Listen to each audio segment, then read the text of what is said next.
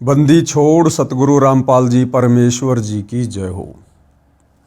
भाइयों और बहनों, धरती ऊपर स्वर्ग इस पुस्तक पर वीडियो बनाने की श्रृंखला जारी है। इसी श्रृंखला में आज हमारा ये तीसरे नंबर का वीडियो है। पिछले वीडियो में हमने देखा कि किस प्रकार से धरती के ऊपर स्वर्ग जैसा माहौल स्थापित किया जा सकता है, और जब तक स्वर्ग जैसा माहौल स्थापित नहीं होगा इस पृथ्वी पर शांति नहीं हो सकती। समय समय पर लाखों लोगों ने प्रयास किया लेकिन वे सफल नहीं हो पाए। लाखों राजाओं ने इस पृथ्वी पर राज्य किया। उन्होंने भी कोशिशें की कि युद्ध के द्वारा, लड़ाई झगड़ों के द्वारा अत्याचारी लोगों को समाप्त कर दिया जाए, तो हो सकता है धरती पर स्वर्ग जैसा माहौल बन जाए। लेकिन लड़ाई झगड़े से, युद्ध से कभी भी शांति स्थापित नहीं हो सकती। उल्टा हाहाकार मच जाता है। उन राजाओं के प्रयत्नों से भी पृथ्वी पर स्वर्ग जैसा माहौल स्थापित नहीं हो पाया। उसके बाद अवतारों ने कोशिश की, पीर पैगंबरों ने कोशिश की। त्रेता युग में राम रावण युद्ध हुआ। रामचंद्र जी ने लाखों करोड़ों राक्षसों का वध किया। सोचा था अब ये पृथ्वी राक्षसों के अत्याचार से मुक्त हो जाएगी और शांति की स्थापना हो जाएगी, परंतु उनका वो प्रयास असफल रहा, क्योंकि लड़ाई झगड़े से कभी भी शांति स्थापित नहीं हो सकती।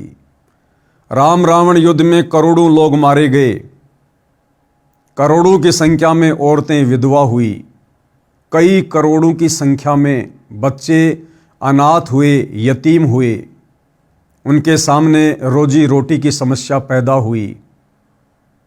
बहुत सी माता बहनें अन्य लोगों की हवस का शिकार हुई, लेकिन शांति स्थापित नहीं हुई। उसके बाद द्वापर युग के अंत में महाभारत युद्ध हुआ। धर्म अधर्म की लड़ाई हुई। श्री कृष्ण जी ने सोचा था कि धरती पर शांति की स्थापना होगी, परंतु नहीं हुई। उस शांति स्थापना के चक्कर में जो युद्ध के माध्यम से, लड़ाई के माध्यम से श्री कृष्ण जी सोच रहे थे, खुद श्री कृष्ण जी का यादव कुल समाप्त हो गया। उनके खुद के बेटा बेटी, भाई बंधु, रिश्तेदार, पत्नियां, यहां तक कि खुद श्री कृष्ण जी भी समाप्त हो गए, परंतु शांति की स्थापना नहीं हो पाई। धरती पर स्वर्ग जैसा माहौल स्थापित नहीं हो पाया, क्योंकि लड़ाई झगड़ा, युद्ध शांति स्थापित करने का जरिया नहीं है।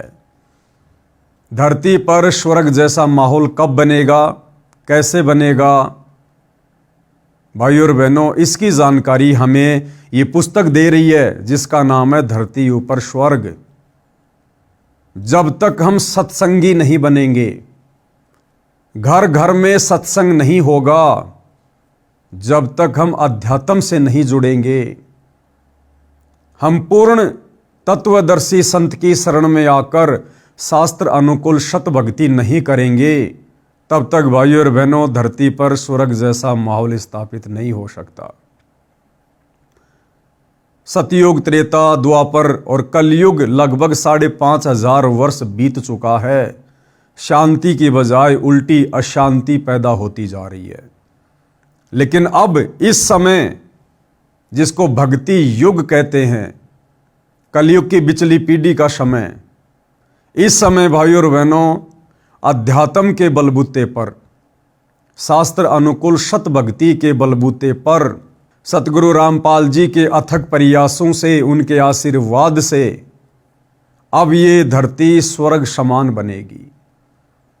अब इस धरती पर हजारों वर्षों के लिए सतयुग जैसा माहौल कायम होगा। भारत विश्व गुरु बनेगा, भारत धर्म गुरु बनेगा। घर घर में भक्ति होगी, घर घर में धार्मिक अनुष्ठान होंगे। इंसान नेक नीति और ईमानदारी से अपना जीवन यापन करेंगे, अब यह धरती स्वर्ग समान बनेगी। तो इस पुस्तक के ऊपर 2 वीडियो बन चुके हैं, आज हमारा तीसरे नंबर का वीडियो है। आगे ये पुस्तक हमें क्या कुछ विशेष जानकारी दे रही है। धरती ऊपर स्वर्ग कैसे बना। हमारे नियम यानी सतगुरु रामपाल जी से उपदेश लेने के बाद उनके भक्तों के लिए जो आवश्यक नियम होते हैं, मर्यादाएं होती हैं, जिनका अंतिम श्वास तक पालन करना होता है, वो क्या कुछ है। और जो व्यक्ति सतगुरु रामपाल जी से उपदेश लेकर इन तमाम मर्यादाओं में रहकर भक्ति शुरू कर देता है, उस व्यक्ति के लिए, उस परिवार के लिए उसी दिन से ये धरती स्वर्ग समान बन जाती है। वो परिवार एक प्रकार से ऋषि परिवार बन जाता है, देव परिवार बन जाता है। किसी नशीले पदार्थ का सेवन नहीं करते, यानी किसी प्रकार का नशा नहीं करते। अगर धरती को स्वर्ग समान बनाना है तो ये पहला नियम है, आपने नशे को त्यागना पड़ेगा। मीठी सुपारी से लेकर बड़े से बड़ा नशा, जिसकी आज दुनिया आदी हो चुकी है अध्यात्म के अभाव के कारण, सच्चे सतगुरु की सुसंगति के अभाव के कारण। तमाम प्रकार के नशे, बीड़ी, गुटखा, जर्दा, पान मसाला, तमाकू, शराब, बियर, भांग, धतूरा, अफीम, गांजा, हुला सूंघना, जितने भी प्रकार के नशे वर्तमान में दुनिया कर रही है, आपने नशा करने वालों का सहयोग भी नहीं करना है।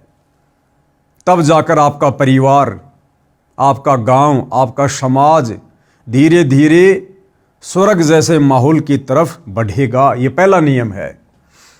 नंबर 2, तंबाकू का सेवन नहीं करते।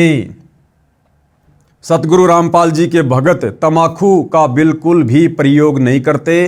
तंबाकू चाहे किसी भी रूप में क्यों ना हो, चाहे हुक्के के रूप में, चाहे सिगरेट के रूप में, चाहे बीड़ी के रूप में, चाहे जर्दे के रूप में। सतगुरु रामपाल जी से उपदेश लेने के बाद उनके फॉलोअर तंबाकू का बिल्कुल भी सेवन नहीं करते हैं।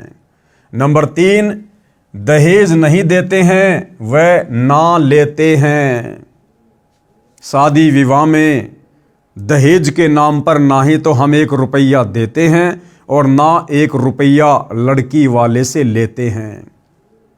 ना दुनिया भर का पाखंड और आडंबर करते हैं जो सामाजिक परंपराओं के तहत की जाने वाले शादी विवाह में होता है, जैसे डीजे बजाना, बैंड बाजा बजाना, दुनिया भर के जेवर गहने बनवाना, पंडित को बुलवाना, घोड़ी पर चढ़कर जाना, बारातियों की भीड़ इकट्ठी कर देना, 56 प्रकार के आइटम तैयार कर देना। सतगुरु रामपाल जी के भगत सिंपल तरीके से वैदिक विधि से मात्र 17 मिनट में बिना किसी दहेज के, बिना किसी खर्चे के, बिना किसी दिखावे के शादी को संपन्न कर लेते हैं। नंबर 4, विवाह में 1 पैसा भी खर्च नहीं करते हैं। नंबर 5, चोरी, ठगी, जारी यानी पर स्त्री गमन से डरते हैं। परमात्मा कहते हैं, पर नारी को देखिए बहन बेटी के भाव, कहे कबीर काम नाश का यही सहज उपाव। जिस प्रकार हम एक परिवार में रहते हैं, हमारी बहन होती है, हमारी माँ होती है, और हमारे अंदर हमारी बहन, बेटी या माँ के प्रति किसी प्रकार से कोई गंदी नज़र नहीं होती है। इसी प्रकार यदि धरती पर स्वर्ग जैसा माहौल स्थापित करना है तो हमने पर स्त्री को उम्र के अनुसार बहन, बेटी या माँ की दृष्टि से देखना पड़ेगा। उनके साथ वैसा ही व्यवहार करना पड़ेगा, उनके प्रति वैसी सोच रखनी पड़ेगी जैसी हम अपने घर में अपनी बहन, बेटी और माँ के प्रति रखते हैं। तब धीरे धीरे पृथ्वी पर स्वर्ग जैसा माहौल स्थापित होगा। ना रिश्वत लेते हैं ना देते हैं, ना रिश्वत लेते हैं ना देते हैं, अर्थात ना ही तो गलत काम करेंगे और ना गलत कार्य करने में किसी को सहयोग देंगे। नंबर 6, परमात्मा का नाम जपते हैं। गीता अध्याय 16 श्लोक नंबर 23, उसमें गीता बोलने वाला भगवान कह रहा कि अर्जुन, शास्त्र विधि को त्याग कर मनमाना आचरण जो लोग करते हैं, यानी मनमानी भक्ति करते हैं, मनमाने नाम मंत्रों का जाप करते हैं, उनको किसी प्रकार से कोई सुख प्राप्त नहीं हो सकता, कोई रिद्धि सिद्धि की प्राप्ति नहीं हो सकती, उनका मोक्ष नहीं हो सकता। तो सतगुरु रामपाल जी से उपदेश लेने के बाद हम जितने भी उनके फॉलोवर हैं, हम शास्त्र विधि को त्याग कर मनमाना आचरण नहीं करते, बल्कि शास्त्र अनुकूल भक्ति और धर्म कर्म करते हैं, जिससे हमें शीघ्र उस भक्ति का लाभ मिलता है। नंबर 7, धार्मिक अनुष्ठान गुरु जी की आज्ञा में रहकर करते हैं। जितने भी धार्मिक अनुष्ठान हैं जो वर्तमान में पूरी दुनिया मनमुखी रूप से कर रही है, हमारे आचार्य शंकराचार्य धर्म गुरु भी मनमाने तरीके से अपने स्वार्थ के लिए, चंद पैसों के लिए धार्मिक अनुष्ठान शास्त्र विधि को त्याग कर करवा रहे हैं, जिसके चलते इंसान को वर्तमान भक्ति का, वर्तमान धार्मिक अनुष्ठानों का कोई लाभ प्राप्त नहीं होता है। लेकिन सतगुरु रामपाल जी के भक्ति मार्ग में आने के बाद हम शास्त्र अनुकूल धर्म कर्म ही करते हैं, जिससे हमें तुरंत लाभ मिलता है। ऐसे धरती ऊपर स्वर्ग बना है, कलयुग में सतयुग बनेगा। इस प्रकार से भाइयों और बहनों धीरे धीरे धीरे धीरे शास्त्र अनुकूल सत भक्ति और पांचों यज्ञ, एक यज्ञ है ज्ञान की, दूजी यज्ञ है ध्यान, तीजी यज्ञ है हवन की, चौथी यज्ञ प्रणाम और पांचवी यज्ञ है धर्म की। ये 5 यज्ञ वर्तमान में पूरी पृथ्वी पर केवल सतगुरु रामपाल जी के द्वारा अपने शिष्यों को प्रदान की जाती है। त्रिकाल संध्या पूरी पृथ्वी पर सतगुरु रामपाल जी के द्वारा केवल अपने शिष्यों को दी गई है, और इस विधि विधान अनुसार ये भक्ति इस पूरी पृथ्वी पर केवल सतगुरु रामपाल जी के भगत ही कर रहे हैं। और जिस दिन ये त्रिकाल संध्या, पांचों यज्ञ, शास्त्र अनुकूल सत भक्ति इस पृथ्वी पर घर घर में शुरू हो जाएगी, उस दिन भाइयों और बहनों ऑटोमेटिक धरती पर सतयुग जैसा माहौल हो जाएगा, स्वर्ग जैसा माहौल हो जाएगा। बाकी बातें बनाने से, सरकारों के द्वारा बड़े कड़े कड़े नियम लागू कर देने से, सख्ताई करने से कभी भी धरती के ऊपर स्वर्ग नहीं बन सकता, उल्टी अशांति होगी, हाहाकार मचेगा। सरकार यदि अपराध को रोकने का एक कड़ा कानून बनाएगी, अपराधी लोग 10 नए तरीके और अपराध को बढ़ाने के निकाल लेंगे। ये चूहा बिल्ली का खेल हमेशा बना रहेगा, कभी भी शांति स्थापित नहीं हो पाएगी। तो जितना जल्दी हो सके आप भाई बहन सतगुरु रामपाल जी के प्रवचन, उनके सत्संग जेब से मोबाइल निकाल कर यूट्यूब पर देखना शुरू कीजिए। जब तक आप स्वयं नहीं बदलेंगे, आपके विचार नहीं बदलेंगे, जब तक आप खुद शास्त्र अनुकूल सत भक्ति पर नहीं लगेंगे, आपके बच्चे कैसे सुधरेंगे, आपका परिवार कैसे सुधरेगा। और जब आपके बच्चे सुधरेंगे, आपका परिवार सुधरेगा, तो आपको देखकर आपके आड़ोसी पाड़ोसी सुधरेंगे, पूरा गांव सुधरेगा। ऐसे एक दिन पूरी पृथ्वी पर यह स्वर्ग जैसा माहौल ऑटोमेटिक उत्पन्न होगा। आगे क्या कह रहे हैं, एक बुद्धिजीवी व्यक्ति ने हमारी व्यवस्था को ठीक से समझा तो बोला। यानी सतगुरु रामपाल जी कह रहे हैं कि एक पढ़ा लिखा बुद्धिजीवी व्यक्ति, उसने जब हमारे इस कबीर पंथ की मर्यादाओं को, नियमों को, भक्ति को अच्छे से समझा, तो उसके बाद उस व्यक्ति के क्या विचार थे।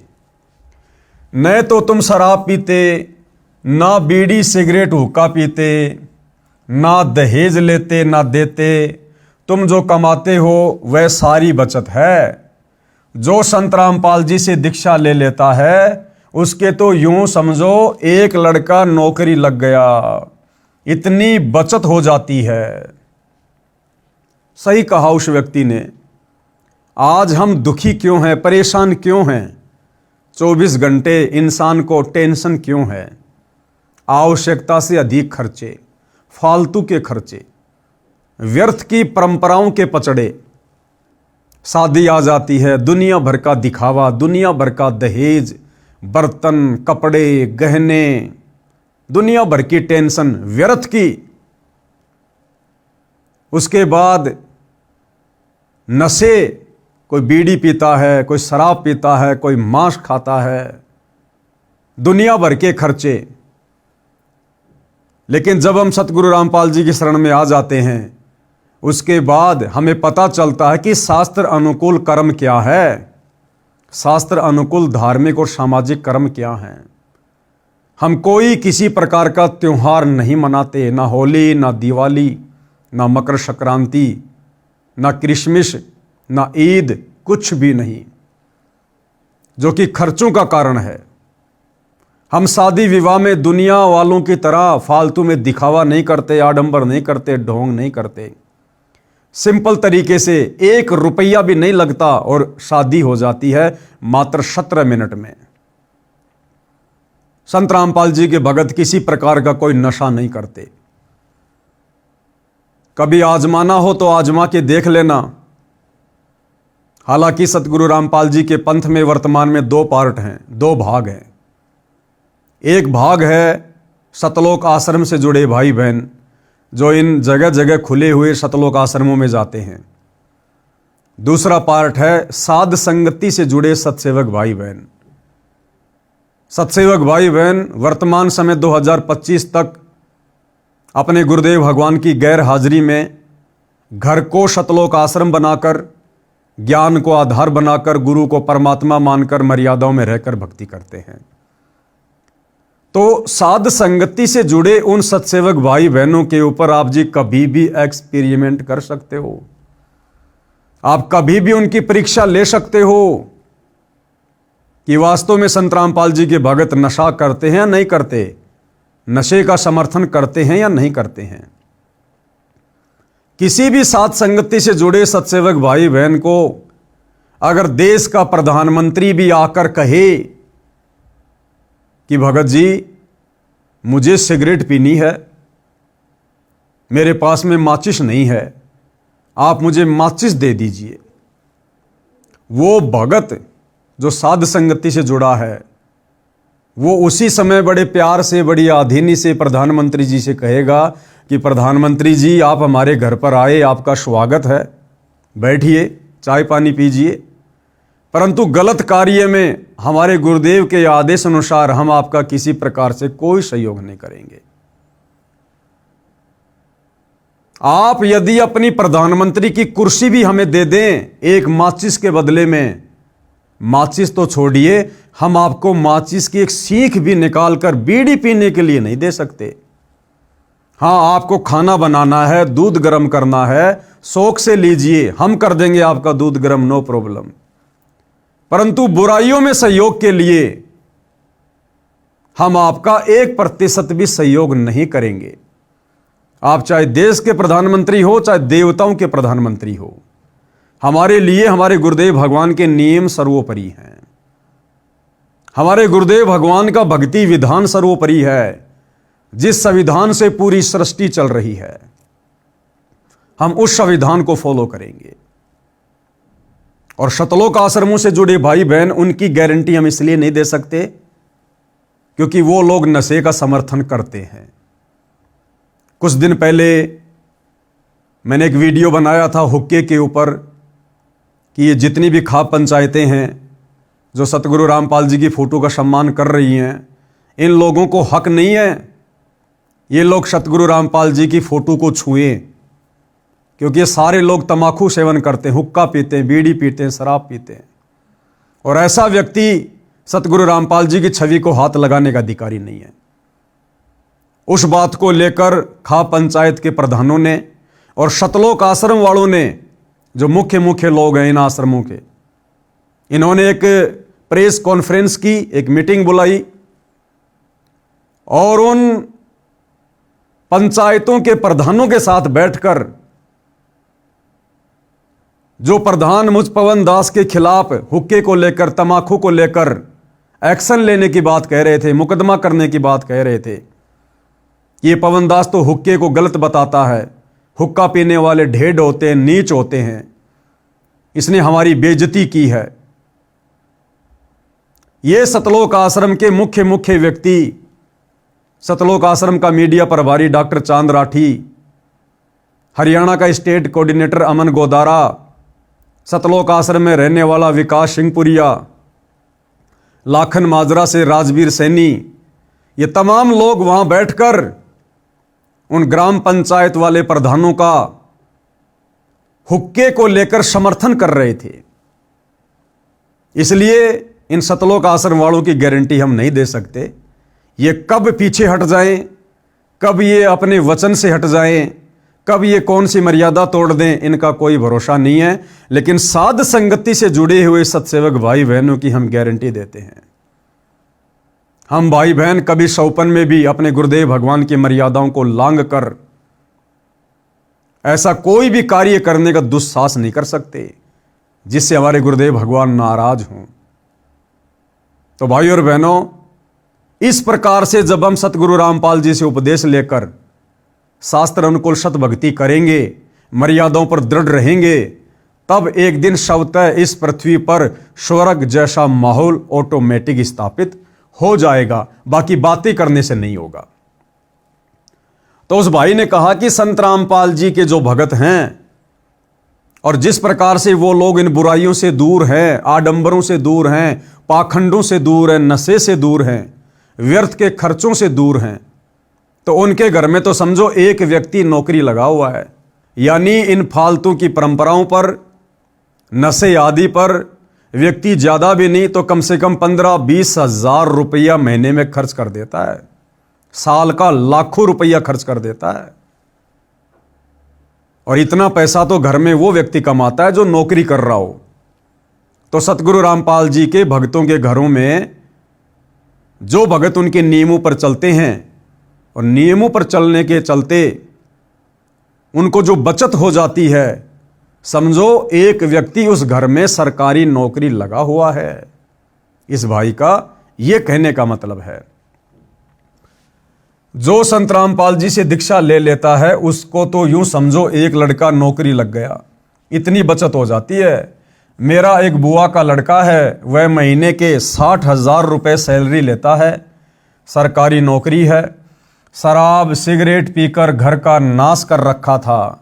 मैं एक दिन सुबह सुबह उनके घर गया, वह तो नौकरी पर गया था, कहीं पीकर पड़ गया, आया ही नहीं घर। ऐसा कई बार करता था।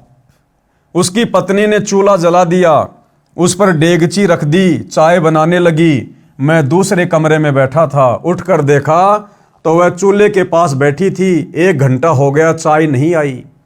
तब मेरी बुआ, उस शराबी की माता जो दूसरे लड़के के साथ रहती थी, आई, बोली उठ ले, कितकी चाय पीवेगा, न चीनी है, न दूध है, न चाय, न पत्ती, नाश कर रखा है लड़के ने। मैं दूसरी बुआ के लड़के के घर गया, वहां चाय पी, कुछ सामान दुकान से खरीद कर उसके घर डाल कर आया। उसकी पत्नी रो रही थी, मैं चला गया। 6 महीने बाद फिर जाना हो गया। मैं देखकर आश्चर्यचकित था कि इतना अच्छा मकान रिपेयर, लिपाई, सफेदी करके सुधार रखा था। घर में सब सुविधा का सामान था। मेरी बुआ जी भी वहीं थी, वह बुआ का बेटा भी वहीं था। मैंने पूछा, 6 महीने में ये नरक स्वर्ग कैसे बन गया? यानी तेरे घर का माहौल जब मैं 6 महीने पहले आया तो नरक के जैसा था, अब अचानक से 6 महीने में स्वर्ग के जैसा कैसे बन गया? क्योंकि उसने सतगुरु रामपाल जी के ज्ञान को समझकर उनसे उपदेश ले लिया था और तमाम प्रकार की बुराइयों से अपना पीछा छुड़वा लिया था। और 60,000 रुपये महीने का कमाते कमाते जिस घर में बच्चों को खाने के लिए अच्छे से भोजन भी नहीं मिलता था, पहनने के लिए कपड़े भी नहीं मिलते थे, अब उस व्यक्ति की पूरी सैलरी 60,000 रुपये उस घर में बचत के रूप में आने लगी। बचत के रूप में जो वो नशे में बर्बाद किया करता था। उस भाई ने बताया कि इस गांव में संत रामपाल जी सत्संग करने आए थे। रात्रि 9 बजे का समय था। मैं ड्यूटी से आया, घर पर कोई नहीं था। मुझे पता चला सत्संग में गए हैं। मैं गया तो था अपनी पत्नी को बुलाने, जो बच्चों समेत सत्संग में गई थी। उस दिन कहीं से पीने का जुगाड़ बना नहीं। मैंने भी सत्संग सुना तो मेरी आंखें खुल गई, सारा सत्संग जैसे मेरे ऊपर था।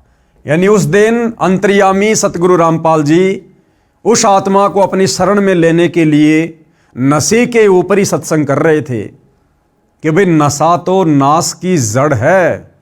नशे ने केवल परिवारों को उजाड़ा है, कभी बसाया नहीं है।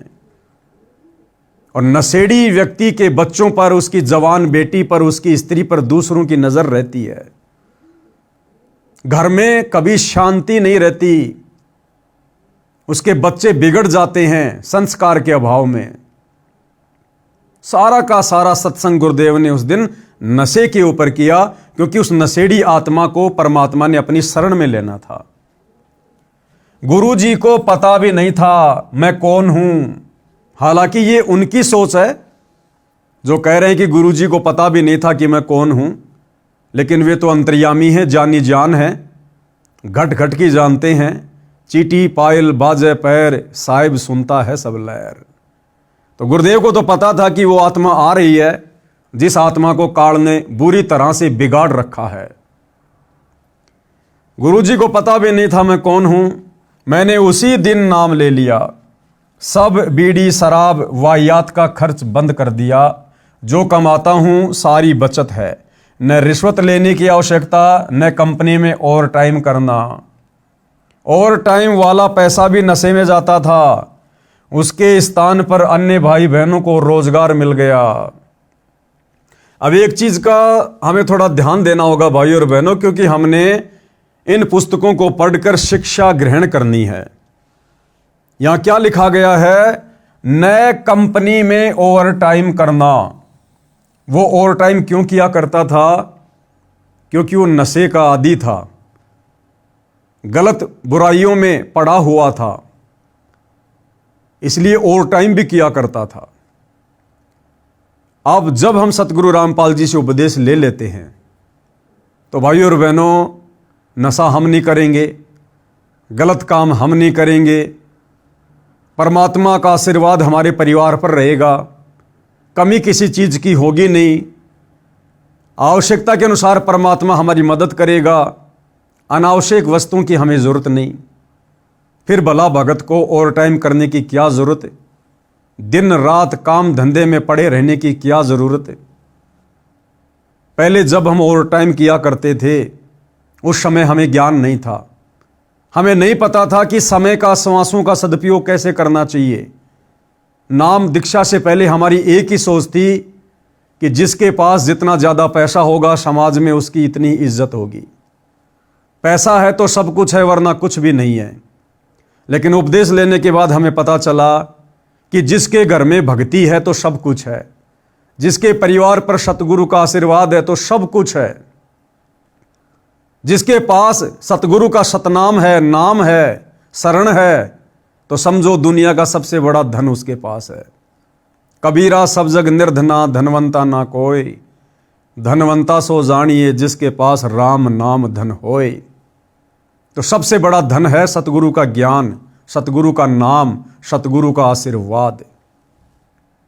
तो अब हम भगत भाई बहनों ने ज्यादा से ज्यादा समय सतगुरुदेव भगवान की भक्ति में व्यतीत करना है, सत्संग सुनने में, सुमरण करने में व्यतीत करना है।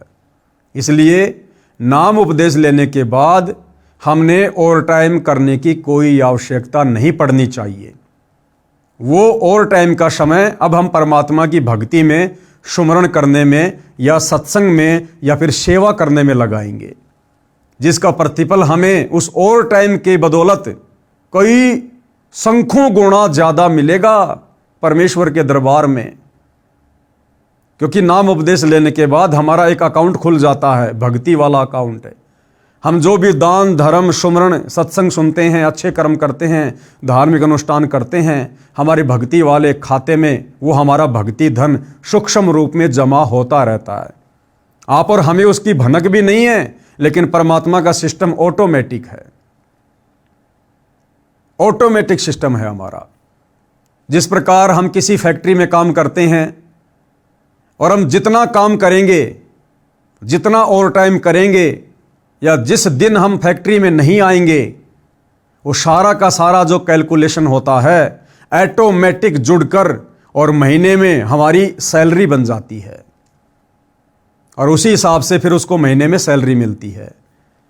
तो ये भक्ति रूपी अकाउंट जो सतगुरुदेव ने सूक्ष्म रूप से खोल रखा है, ये ऑटोमेटिक हम जैसा भी करेंगे, जैसे भी हमारे भाव होंगे, श्रद्धा होगी, दान धर्म की रुचि होगी, सत्संग सुनते हैं, सुमरण करते हैं, पांचों यज्ञ करते हैं, ऑटोमेटिक हमारा भक्ति धन सूक्ष्म अकाउंट में ऐड होता रहता है जो हमें दिखाई नहीं देता। जिस प्रकार एक मोबाइल से दूसरे मोबाइल में लाखों करोड़ों रुपया सेकंडों में ट्रांजैक्शन हो जाता है, लेकिन एक मोबाइल से दूसरे मोबाइल में जाते हुए वो पैसा नहीं दिखाई देता। इसी प्रकार जो भी हम भक्ति मार्ग पर करते हैं ऑटोमेटिक हमारी भक्ति वाले खाते में वो जमा होता रहता है। तो सतगुरु रामपाल जी के भक्तों ने उपदेश लेने के बाद ओवर टाइम के चक्कर में नहीं पड़ना चाहिए। ओवर टाइम वाला पैसा भी नशे में जाता था, उसके स्थान पर अन्य भाई बहनों को रोजगार मिल गया, ऋषि जैसा जीवन बन गया। मैं बोला कि खर्च करने की जगह ही नहीं बचती, सब बकवास छूट जाती है। मेरी बुआ के बेटे का घर नरक से स्वर्ग बना मेरी आंखों के सामने है। तो इस प्रकार से भाई और बहनों पृथ्वी का माहौल बदलता है और बदल रहा है। लड़ाई झगड़ों से, युद्ध से, मारकाट से, सख्त कानून बना देने से हम कभी भी धरती को स्वर्ग समान नहीं बना सकते। जब तक हमारी सोच नहीं बदलेगी, हमारे विचार नहीं बदलेंगे, जब तक हम पाप करने से नहीं डरेंगे, बुराइयों से नहीं डरेंगे, तब तक धरती स्वर्ग समान नहीं बन सकती। और ये सब कुछ होगा सत्संग सुनने से, सच्चे सतगुरु की शरण में आकर सत भक्ति करने से, उनके आशीर्वाद से सब कुछ परिवर्तन होगा।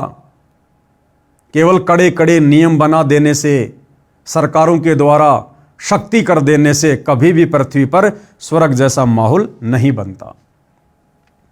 प्रश्न फिर आगे किसी ने प्रश्न किया, आप श्रृंगार करना भी बंद करते हो, आभूषण तो स्त्री की शोभा होती है, इज्जतदार व धनवान के घर की बहू बेटी की तो इसी से गरिमा बनती है, ये आपका असूल यानी नियम कुछ जचा नहीं।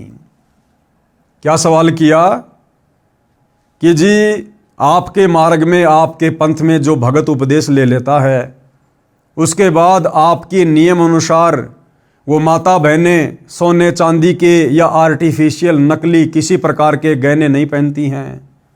जो पुरुष भगत होते हैं वो कोई भी सोने चांदी की चैन या सोने चांदी की अंगूठी वगैरह कुछ नहीं पहनते हैं, ना कोई तड़कीले भड़कीले छोटे छाटे कपड़े पहनते हैं, ना कोई जींस वगैरह पहनते हैं, ना कोई टाइट टी शर्ट पहनते हैं। तो ये सब कुछ क्या, ये गहने वाने पहनना, बढ़िया बढ़िया कपड़े पहनना, ये तो धनवान और इज्जतदार लोगों की पहचान होती है। तो आपका ये नियम हमें कुछ समझ में नहीं आया। तो गुरुदेव भगवान ने उस भोली आत्मा को क्या जवाब दिया? उत्तर, इसका लाभ कोई नहीं और हानि भयंकर है। हम शास्त्रों को आधार मानकर अपनी सब क्रिया करते हैं, जैसे पूर्व में भी बताया था। और सुनो, अब गुरुदेव महाभारत की कथा सुनाकर उस नादान व्यक्ति की शंका का समाधान कर रहे हैं कि भाई ये सोना क्या है, ये सोने चांदी के गहने क्या हैं, और सोने चांदी के गहने आप और हमने धारण क्यों नहीं करने चाहिए। इसका एक शास्त्रीय रीजन है, महाभारत का प्रकरण है, राजा परीक्षित से जुड़ी हुई कथा है। और इस कथा से उन तमाम भगत भाई बहनों ने भी शिक्षा लेनी है। और इस कथा को सुनकर आज से ही किसी भी प्रकार के गहने, चाहे सोने के हों, चांदी के हों, आर्टिफिशियल हों, पहनने छोड़ देने हैं। यदि आपने अपनी भक्ति सफल करनी है, यदि आपने इसी कलयुग की पिछली पीढ़ी में सतगुरु के रहते सहते मोक्ष प्राप्त करना है तो सोना क्यों नहीं पहनना चाहिए। महाभारत में कथा है जो इस प्रकार है। राजा परीक्षित के समय उसके राज्य में बहुत सारी अप्रिय घटनाएं घटित होने लगी। राजा ने ज्योतिषियों से कारण जाना, उन्होंने बताया कि कलयुग की शुरुआत हो चुकी है, यह कलयुग के कारण हो रहा है। राजा ने पंडितों से समाधान पूछा तो बताया, हम कलयुग को कील देंगे यानी बांध देंगे, हम उसका अनुष्ठान जानते हैं। राजा परीक्षित ने सब सामग्री मंगाकर कलयुग को समाप्त करने के मकसद से एक अनुष्ठान करवाया। कलयुग परेशान हो गया। राजा परीक्षित से हाथ जोड़कर अपनी जिंदगी की भीख मांगी, कहा मुझे भी कहीं जगह दे दो।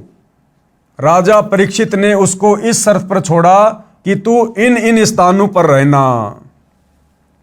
जब कलयुग का प्रभाव द्वापर युग के अंत में बहुत ज्यादा बढ़ने लगा तो राजा परीक्षित ने अपने धर्मगुरुओं से, ऋषि मुनियों से इसका समाधान चाहा।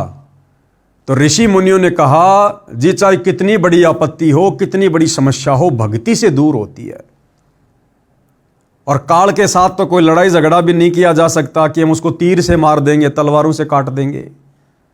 तो भक्ति ही एकमात्र विकल्प है, सबसे बड़ा अस्त्र है, शस्त्र है किसी भी बुराई का अंत करने का, किसी पर भी विजय प्राप्त करने का। तो ऋषि मुनियों ने कहा कि महाराज जी धार्मिक अनुष्ठान करवाओ, धार्मिक अनुष्ठान से वो काल बंध जाएगा, विवश हो जाएगा, निष्क्रिय हो जाएगा। और राजा परीक्षित ने ऐसा ही किया, धर्म कर्म बहुत तेज कर दिया, सबसे करवाना शुरू करवा दिया। उसके बाद वो कलयुग दुखी हो गया और कलयुग ने हाथ जोड़कर राजा परीक्षित से कहा कि महाराज मुझे भी तो कहीं रहने की जगह दो, क्योंकि ये कलयुग शुरू हो रहा है और इस कलयुग में मैंने धरती पर आना ही आना है। महाराज यदि आप इसी प्रकार से धार्मिक अनुष्ठान करवाते रहे तो मेरे लिए तो कहीं कोई जगह नहीं बचेगी, तो मुझे भी कहीं रहने की जगह दो। तो राजा परीक्षित ने उसे कहां कहां निवास करने की इजाजत दी, कलयुग यानी काल को। तो काल इस पृथ्वी पर किन किन जगहों पर निवास करता है, किन किन धातुओं में निवास करता है। सबसे पहला, शराब सेवन करने वालों के पास। तो राजा परीक्षित ने क्या कहा कि हे कलयुग, हे काल, अगर तुझे मेरे राज्य में रहना है, इस पृथ्वी पर रहना है, तो तू कहां रह सकता है? जहां पर लोग शराब का सेवन करते हैं, जहां पर शराब बनाई जाती है, जिस घर में शराब का सेवन होता है, जो व्यक्ति शराब का सेवन करता है, तू वहां पर निवास कर सकता है। तो भाई और बहनों, जिस परिवार में कोई व्यक्ति शराब पीता है या शराब का ठेका है, शराब की फैक्ट्री है, वहां पर साक्षात काल बैठा हुआ। काल कभी भी कोई भी अप्रिय घटना उन जगहों पर घटित हो सकती है, क्योंकि शराब पीने के बाद इंसान मति भ्रष्ट हो जाता है, राक्षस हो जाता है इंसान। परमात्मा कहते हैं,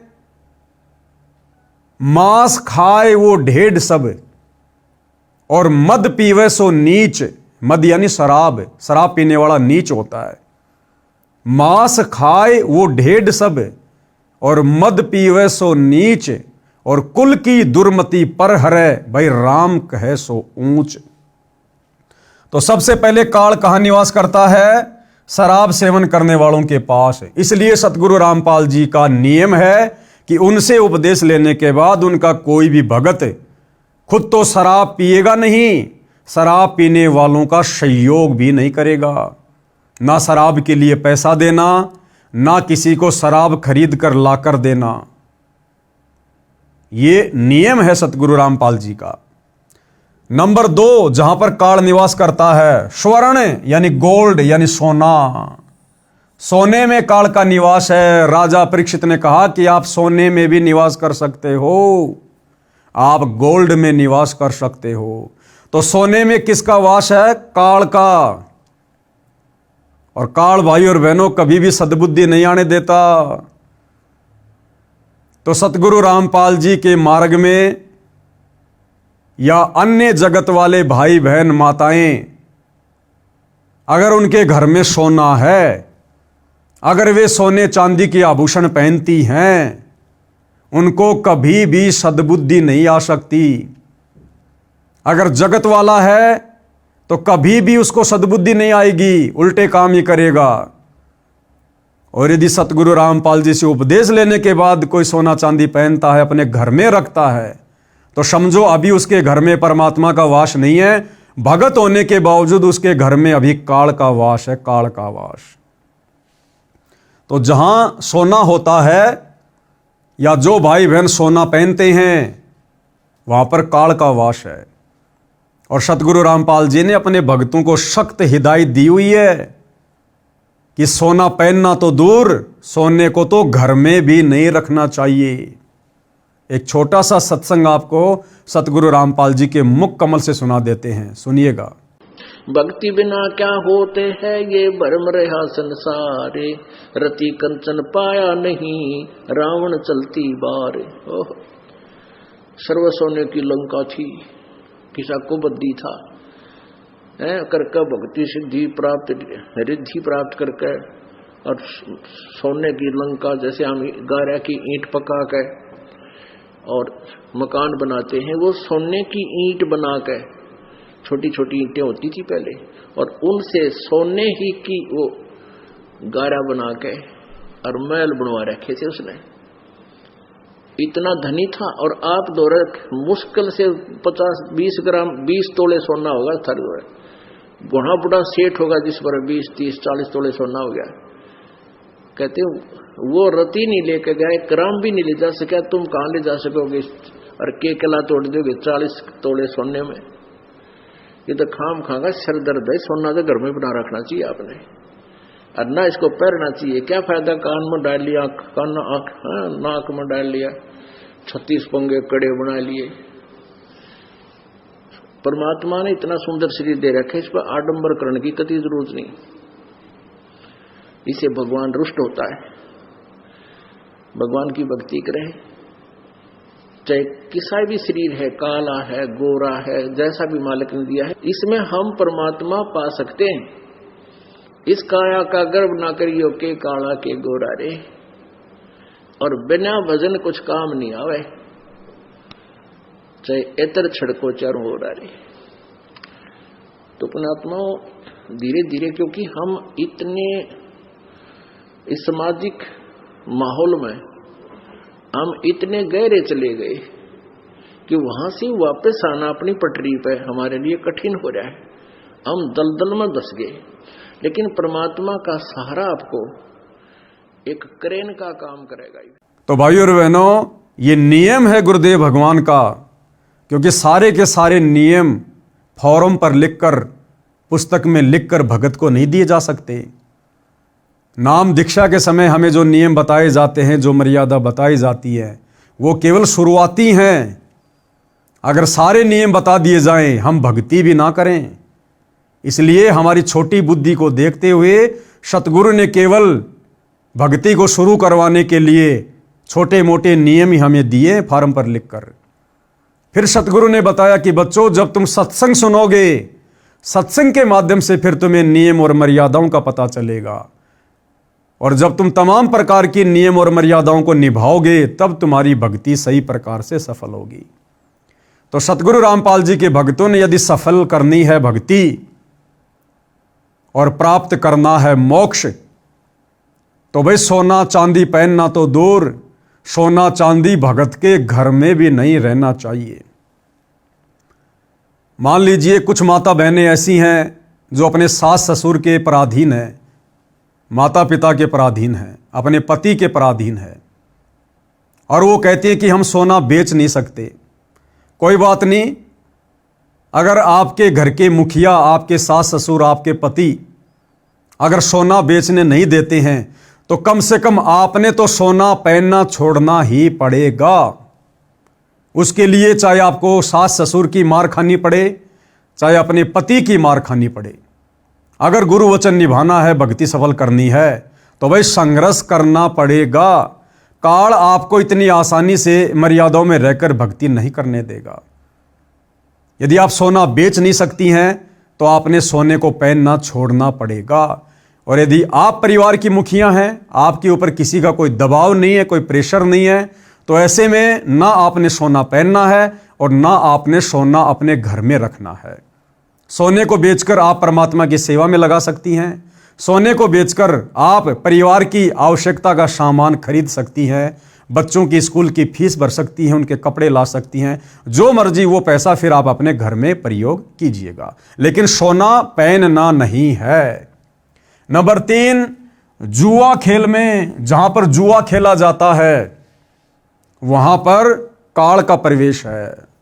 इसलिए सतगुरु रामपाल जी के भक्ति मार्ग में जुआ तो छोड़ो, ताश खेलना, और यदि ताश कोई खेल रहा है उनके पास में खड़े होकर या बैठकर देखना भी सख्त मना है। ना जाने कब किस बात को लेकर उन काल प्रेरित लोगों में झगड़ा हो जाए, गाली गलोच हो जाए, किसी की मृत्यु हो जाए, और आप वहां बैठे थे, ताश देख रहे थे, आपको गवाह के रूप में पेश कर दिया जाएगा। इसलिए सतगुरु रामपाल जी के भक्तों ने, चाहे कोई जुआ खेल रहा है, चाहे कोई सट्टा लगा रहा है, चाहे कोई ताश खेल रहा है, आप और हमने खेलना तो बहुत दूर की बात है, हमने वहां बैठना भी नहीं है। यह सतगुरु का वचन है, वहां बैठने मात्र से सतगुरु का वचन टूटेगा, और सतगुरु का वचन टूट गया फिर हमारे पास में भला रह क्या गया। इतनी सावधानी हमने बरतनी है। नंबर 4, जहां पर काल का वास है, वैश्याओं के पास, जहां पर वैश्यावर्ती का धंधा होता है, या जो व्यक्ति वैश्यावर्ती का धंधा करवाता है, ऐसी जगहों पर जाना, ऐसे व्यक्तियों के पास में बैठना सतगुरु रामपाल जी के पंथ में बिल्कुल निषेध है, मना है, क्योंकि इन तमाम प्रकार की जगहों पर काल प्रवेश करता है।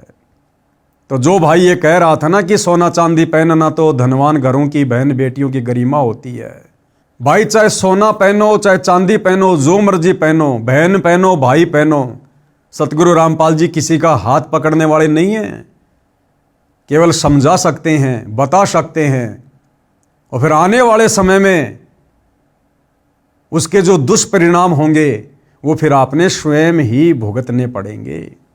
इसलिए समझदार भगत, समझदार व्यक्ति इस प्रकार की आपत्ति को कभी भी मोल नहीं लेगा, और इन तमाम प्रकार की बुराइयों से, और जिन जगहों पर ये बुराइयां पनपती हैं, इन जगहों से दूर ही रहेगा। एक दिन राजा परीक्षित शिकार करने के लिए वन में गया, जंगल में गहरा चला गया, रास्ता भूल गया। राजा ने सिर के ऊपर सोने का मुकुट पहना था। कलयुग मक्खी बनकर राजा के सोने के मुकुट पर बैठ गया, क्योंकि आदेश तो राजा ने दिया था सोने में वास करने का। तो कलयुग यानी काल मक्खी बनकर राजा के सोने के मुकुट पर बैठ गया, और जैसे ही कलयुग बैठा राजा की बुद्धि भ्रष्ट हो गई, और राजा को क्या दुर्बुद्धि सूझी। एक ऋषि साधना कर रहा था, राजा ने आवाज लगाई कि ऋषि जी मैं मार्ग भूल गया हूं, मुझे मार्ग बता। ऋषि साधना में व्यस्त था, कोई उत्तर नहीं दिया। कई बार ऐसे ही कहा परंतु उत्तर नहीं मिला। कलयुग ने राजा की बुद्धि भ्रष्ट कर दी। राजा को अभिमान हुआ कि मैं राजा हूं और यह एक सामान्य व्यक्ति मेरा अनादर करके अपमान कर रहा है। अहंकार व्याप्त हो गया राजा परीक्षित में, जबकि राजा परीक्षित तो ऋषि मुनियों का, साधु संतों का बहुत ज्यादा आदर सत्कार किया करते थे, परंतु सोने के मुकुट में काल बैठ गया। चाहे सोने का मुकुट हो, चाहे सोने चांदी की अंगूठी हो, चाहे चैन हो, चाहे नाक का कांटा हो, चाहे कान की बाली हो, कुछ भी हो, चाहे 1 ग्राम हो, चाहे 1 किलो का मुकुट हो, सोना सोना ही है, चांदी चांदी ही है। आभूषण हमने धारण करने ही नहीं है।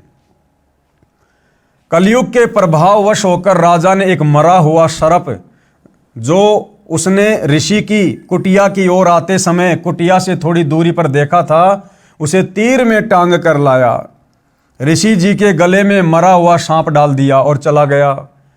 उस ऋषि के बच्चे को, जो खेलने दूर ऋषि बच्चों के साथ गया हुआ था, बताया कि आपके पिताजी के गले में राजा परीक्षित ने मरा हुआ सांप डाला है।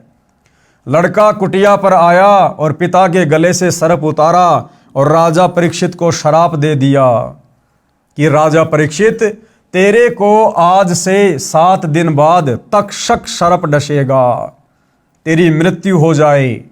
7 दिन के बाद राजा परीक्षित को तक्षक सर्प ने डसा और मृत्यु हो गई। इससे स्पष्ट है कि जिसके घर में वह शरीर पर सोना है उस पर कलयुग का दुष्प्रभाव रहता है, जो परेशानी का कारण बनता है। अब भाइयों और बहनों, ये कथाएं सतगुरु रामपाल जी महाराज कोई 1-2 वर्ष से नहीं सुना रहे। इस प्रकार की पुस्तकें लिख लिख कर समाज को और भगत समाज को शिक्षाएं 1 या 2 वर्षों से नहीं दे रहे। सन 1994 से सतगुरु रामपाल जी अपने भक्तों को इन कथाओं के माध्यम से ये शिक्षा देते आ रहे हैं कि बच्चों, आपने सोने चांदी के आभूषण धारण नहीं करने, सोना चांदी आपने घर में भी नहीं रखना है। लेकिन भाइयों और बहनों, बड़ी विडंबना की बात है, सैकड़ों किलोमीटर दूर से जो लोग संत रामपाल जी के सत्संग सुनने आते हैं, उन्होंने अपने गुरु के ज्ञान को आधार बनाकर सोने चांदी को घर से निकाल फेंका, अपने शरीर से सोना चांदी उतार दिया है। परंतु सतगुरु रामपाल जी का कलयुगी परिवार, उनकी कलयुगी धर्मपत्नी अनारो देवी, संत रामपाल जी की कलयुगी बेटी मंजू देवी और मंजू देवी की बेटियां आज भी सोने चांदी के आभूषण अपने शरीर पर धारण करती हैं 2025 तक। जबकि साध संगति से जुड़े हुए सत्सेवक भाई बहन इस बुराई को कब से छोड़ चुके हैं। शुरुआत में संघर्ष करना पड़ा, अपने पति की मार खानी पड़ी, सास ससुर की डांट खानी पड़ी, लेकिन उन आत्माओं ने गुरु वचन को सर्वोपरि रखा और उन आत्माओं ने जो साध संगति से जुड़ी हुई है, उन माता बहनों ने आज अपने शरीर से सोना चांदी दूर फेंक दिया है। परंतु सतगुरु रामपाल जी का परिवार आज वर्तमान 2025 तक भी इस काल को, इस कलयुग को अपने शरीर पर धारण किए बैठा है। अब जब सतगुरु रामपाल जी का परिवार ही सोना चांदी नहीं छोड़ रहा, पहनना नहीं छोड़ रहा, तो बाकी संगत को ये लोग किस मुंह से बोल सकते हैं। और संगत तो हमेशा भेड़ चाल में चलती है, तो सतलोक आश्रमों से जुड़ी हुई संगत भी ज्यादातर आज भी सोना चांदी अपने शरीर पर धारण करती है। इसलिए मैंने पहले कहा था कि मैं केवल अपने सत्सेवक भाई बहनों की गारंटी दे सकता हूं नियम और मर्यादाओं को लेकर, लेकिन सतलोक आश्रमों से जुड़े हुए भाई बहनों की गारंटी नहीं दी जा सकती। अन्य हानि सोने की, फिर गुरुदेव भगवान बता रहे हैं कि सोना पहनने से अन्य और क्या क्या हानि हो सकती है। नंबर 1, चोरी का भय, हमेशा डर बना रहेगा, कभी चोर गहने चुरा ना ले जाए। माता बहन कहीं यात्रा कर रही हैं, बस या ट्रेन की खिड़की के पास बैठी हैं, उनके कान में बड़े बड़े सोने के कुंडल हैं, अचानक से कोई मनचला व्यक्ति खिड़की में हाथ देकर उंगली फंसाकर उस सोने या चांदी के बाले में खींच लेता है। वो सोना तो गया सो गया, उस माता बहन का कान भी कट गया। या कोई चोरी कर ले जाए, सोने चांदी के लिए कोई व्यक्ति मर्डर भी कर दे। आए दिन हम लोग अखबार में देखते हैं। कुछ दिन पहले सोशल मीडिया पर देखा, एक औरत मजदूरी करने जाती थी, शायद राजस्थान से थी, उसके पैरों में चांदी के मोटे मोटे कड़े थे, क्योंकि राजस्थान में माता बहनें पुराने समय से चांदी के मोटे मोटे कड़े पहनती हैं। तो किसी व्यक्ति ने, क्योंकि कलयुग है भाइयों और बहनों, ज़्यादातर को हराम की खाने की आदत है, उस माई के दोनों पैर काट दिए उस चांदी के कड़ों के लिए। वो बेचारी लहू लुहान पड़ी हुई है। तो गुरुदेव भगवान कहते हैं कि चोरी का भय और मौत का भी भय। समाचार पत्रों में पढ़ते हैं, एक बहन सोने की मोटी चैन गले में पहने हुए थी, उसमें एक मोटा पिंडल लगा था, शहर से घर की ओर लौट रही थी। 2 व्यक्ति एक मोटरसाइकिल पर आए, एक ने चैन को पकड़कर झपट्टा मारा, मोटी चैन थी, टूटी नहीं, गर्दन में गड़ गई, जख्म हो गया। दूसरे ने कहा कि ले चाकू, गर्दन काट दे। ये सुनकर उस बहन ने हाथ जोड़कर जीवन की भीख मांगी, चैन निकाल कर दे दी और वो भाग गए। बहन मूर्छित होकर गिर गई। लोग इकट्ठे हो गए, अस्पताल में ले गए, इलाज करवाया, पुलिस बुलाई। जब वह बहन होश में आई तो चिल्लाई कि मारो मत मुझे, चैन निकाल लो। यानी उस समय तक भी वो सदमे में थी। जब होश में आई तो उसको लगा कि वो चैन छीनने वाले खड़े हैं। फिर अचेत हो गई। जब ठीक हुई तब सारी घटना बताई। कर लो दिखावा। बताओ ऐसी घटिया चीज का क्या दिखावा करें जिसको पहनने के चलते हमारी जान पर बनाए। इसलिए सतगुरु रामपाल जी अपने भक्तों को मना करते हैं कि भाई अगर आपने भक्ति करनी है, अगर आपने भगत बनकर रहना है तो आपने इस प्रकार की बकवादों से दूर होना पड़ेगा। हमें साधु की परिभाषा बताई गुरुदेव ने। साधु सोही जो सीधा चाल है, सिंपल तरीके से रहना, कोई मान बढ़ाई नहीं, कोई दिखावा नहीं, कोई अहंकार नहीं। अब माता बहनें सोना पहन लेती हैं, कई भाई मोटी मोटी सोने की चैन पहन लेंगे, अंगूठियां पहन लेंगे कई सोने चांदी की। अब बताओ सोना चांदी कोई दूध दे रहा है क्या? केवल दिखावा। ये दिखावा मान बढ़ाई को पैदा करेगा, ये दिखावा अहंकार को पैदा करेगा। और जिस भगत के अंदर मान बढ़ाई है, अहंकार है, दिखावे वाली सोच है, उस भगत के निकट भगवान 1% भी नहीं है। वो भगत अभी भक्ति के निकट भी नहीं है। तो भाई या तो दिखावा कर लो या भक्ति कर लो, दो नावों में सवारी नहीं चल सकती। सोना जिसे धनवानों की बहु बेटियों की गरिमा बताकर नरक ढोते हैं, वही जान का झाड़ बन गई। गरिमा सड़क किनारे अचेत मिट्टी में पड़ी थी।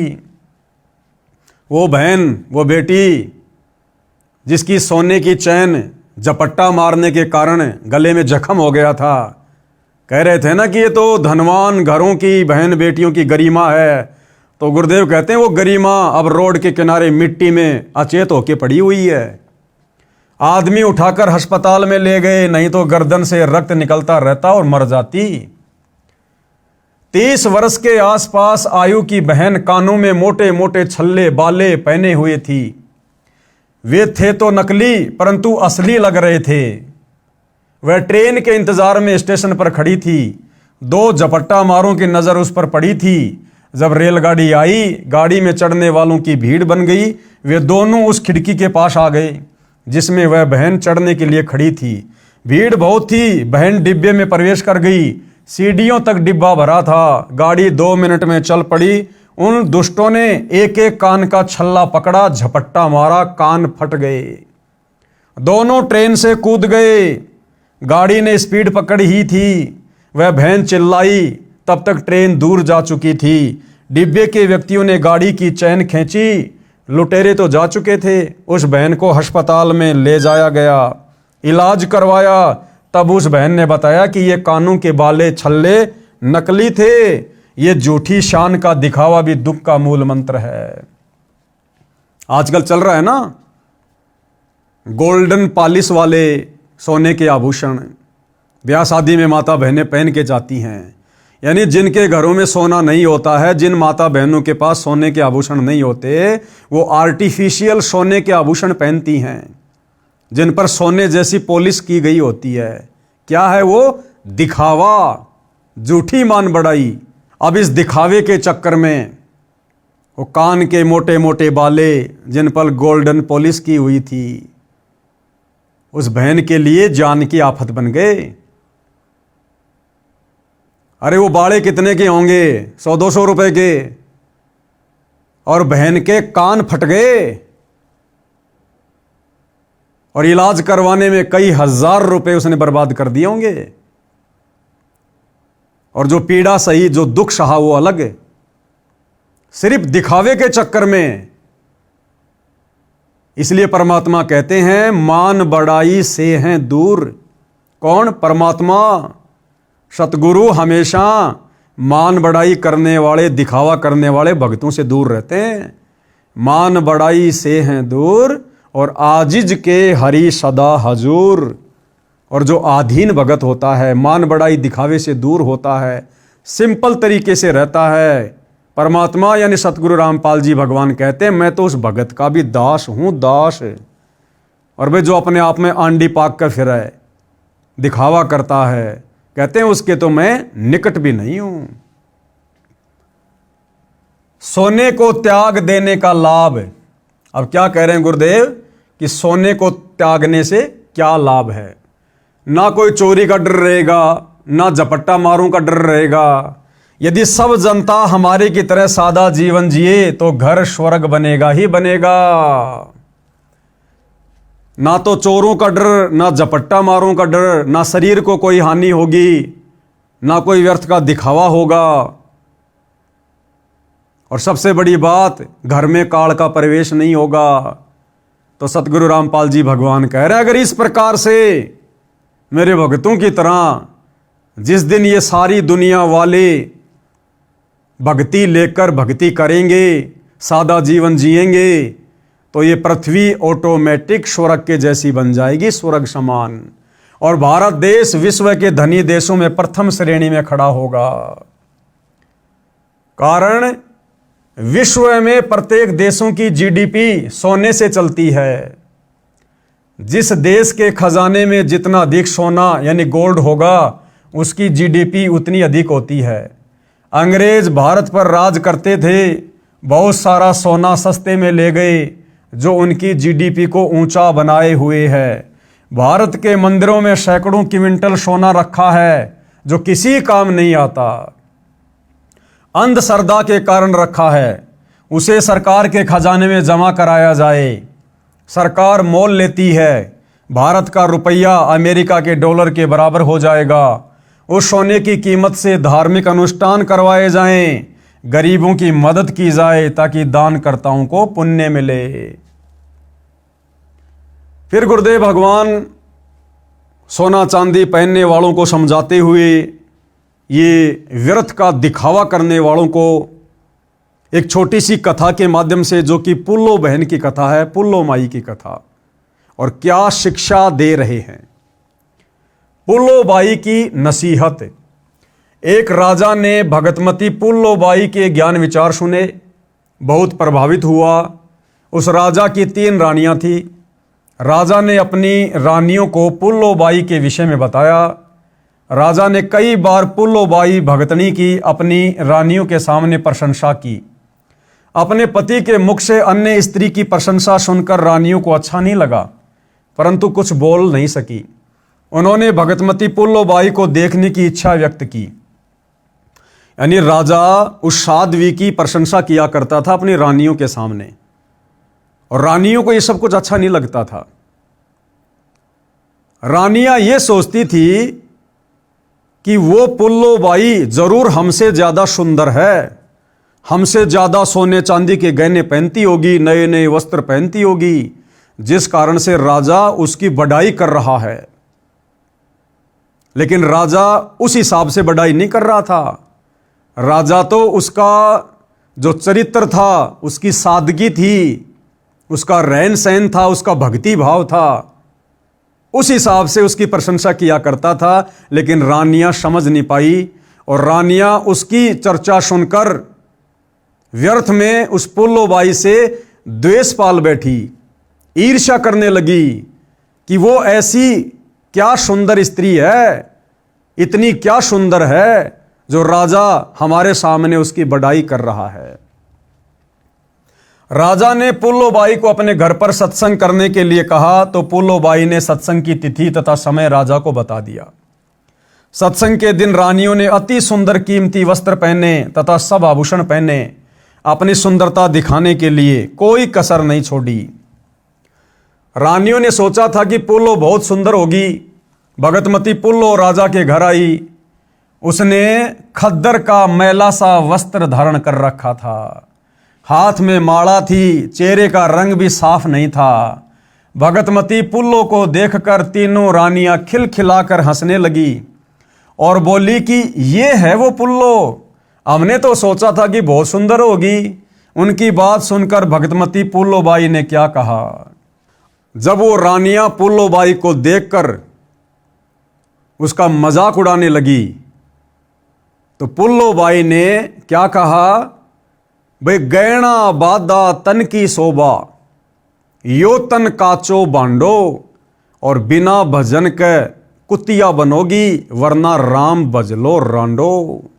क्या कहा, वस्त्र आभूषण तन की शोभा, कि ये जो सोने चांदी के गहने वगैरह तुमने पहन रखे ना, दुनिया भर के तड़कीले भड़कीले जो कपड़े पहन रखे ना, ये केवल तुम्हारे शरीर की सुंदरता और शोभा तक सीमित है, आत्मा का इनसे कोई लेना देना नहीं है। गहना बादा तन की शोभा, ये तन काचो भांडो, कि नादानो ये शरीर तो कच्चा मटका है। जैसे कच्चा मटका होता है, जरा सा ऊपर से नीचे गिर जाए तो फूट जाए, आग में गिर जाए तो जल के मर जाए, पानी में गिर जाए तो डूब के मर जाए, रोड पर एक्सीडेंट में मर जाए, बीमारी से मर जाए, लड़ाई झगड़े में मर जाए। तो संतों ने इस शरीर को, जो हाड़ मांस का पुतला है, इसको कच्चे मटके की संज्ञा दी है। वस्त्र आभूषण तन की शोभा, ये तन काचो भांडो, और भक्ति बिना बनोगी कुतिया, राम भजो न रांडो। क्या कहा पुल्लोबाई ने, प्यार प्रेम में जैसे दो सखियां आपस में कई दिनों बाद मिलती हैं और आपस में एक दूसरे को रांड कहकर भी संबोधित कर देती हैं। गांव में होता है भाई और बहनों, हम जब छोटे छोटे थे तो हमारी जो बड़ी बड़ी जो बहनें होती थी, आड़ोस पड़ोस वाली होती थी, तो कई बार कोई ससुराल से आती थी, गांव की लड़की से मिलती थी, भैंसों का गोबर डालने जाती थी या कुएं से पानी लेकर आती थी, रास्ते में मिलती थी, तो प्यार प्रेम में बातें किया करती थी कि हे रांड, अब की बार तो तू बहुत दिन बाद आई, तुझे तो हमारी याद ही नहीं आती, ससुराल में जाके रम गई। तो वहां पर रांड कहने का मतलब वो प्यार से कह रही है, हालांकि रांड एक गाली है, लेकिन उस समय वहां पर वो प्यार से कह रही है एक दूसरे को कि हे रांड, अब की बार तो तू बहुत दिनों में आई, लगता हमारे को भूल गई। तो पुल्लोबाई ने इसी प्रकार प्यार प्रेम से उनको समझाते हुए कहा कि नादानो, ये वस्त्र आभूषण तन की शोभा और ये तन काचो बांडो, कि जिस शरीर के ऊपर तुम ये धारण करके अपने आप को सुंदर मान के बैठी हो ना, इस शरीर का कोई भरोसा नहीं है, ये तो मिट्टी का मटका है, ना जाने कब फूट जाए। इस शरीर के रहते सहते, इस शरीर की शोभा, इस शरीर की गरिमा, इस शरीर की इज्जत भी इसी में है कि इस शरीर से हम भक्ति कर लें, परमात्मा का नाम जाप कर लें, सच्चे सतगुरु की शरण में आकर सतनाम का जाप कर लें। अगर ये नहीं किया तो अगले जन्म में काल तुम्हें कुतिया बना के छोड़ेगा, लक 84 योनियों में। फिर तुम्हें कौन सोने चांदी के गहने पहनाएगा, कौन तुम्हें महंगे महंगे वस्त्र पहनाएगा, नंगी बन के घूमोगी एक रोटी के टुकड़े के लिए, फिर ऐसी दुर्गति होगी। वस्त्र आभूषण तन की शोभा, ये तन काचो भांडो, भक्ति बिना बनोगी कुतिया, राम भजलो रांडो। भावार्थ, सुंदर वस्त्र तथा आभूषण शरीर की शोभा बढ़ाते हैं, ये शरीर तो नाशवान है, जैसे कच्चा घड़ा होता है, ये शरीर भी क्षणभंगुर है, न जाने किस कारण से, किस उम्र में और कब नष्ट हो जाए, कोड लग जाए तो नष्ट हो जाए। यदि भक्ति नहीं की तो अगले जन्म में कुतिया का जन्म पाओगी, फिर निवस्त्र भटकती फिरोगी, यानी नंगी होकर घूमती रहोगी फिर। इसलिए कहा है रांडो, अर्थात स्त्रियों भक्ति करो। रांड शब्द विधवा के लिए प्रयोग होता है, परंतु सामान्य रीति में स्त्रियां अपनी प्रिय सखियों को प्यार से संबोधित करने में प्यार भरी गाली के साथ प्रयोग किया करती हैं। अब शिक्षित होने पर यह शब्द प्रयोग नहीं होता है। भगतमती पुल्लोबाई ने सत्संग सुनाया और उसके बाद में उस बहन पुल्लोबाई ने उन रानियों को बैठाकर सत्संग सुनाया। हमने छोटी छोटी बातों का ध्यान रखना है भाइयों और बहनों। गुरुदेव भगवान कह रहे हैं कि प्यार प्रेम में सखियां आपस में इस शब्द का प्रयोग करती हैं, रांड का, जो कि यह गाली होती है। सतगुरु रामपाल जी से उपदेश लेने के बाद हमने इस शब्द का किसी भी प्रकार से प्रयोग नहीं करना है, ना प्यार प्रेम में और ना गाली के रूप में। आप और हमारी मर्यादाएं जगत से अलग हैं, विशेष हैं। कबीर परमेश्वर जी की साखियां सुनाई।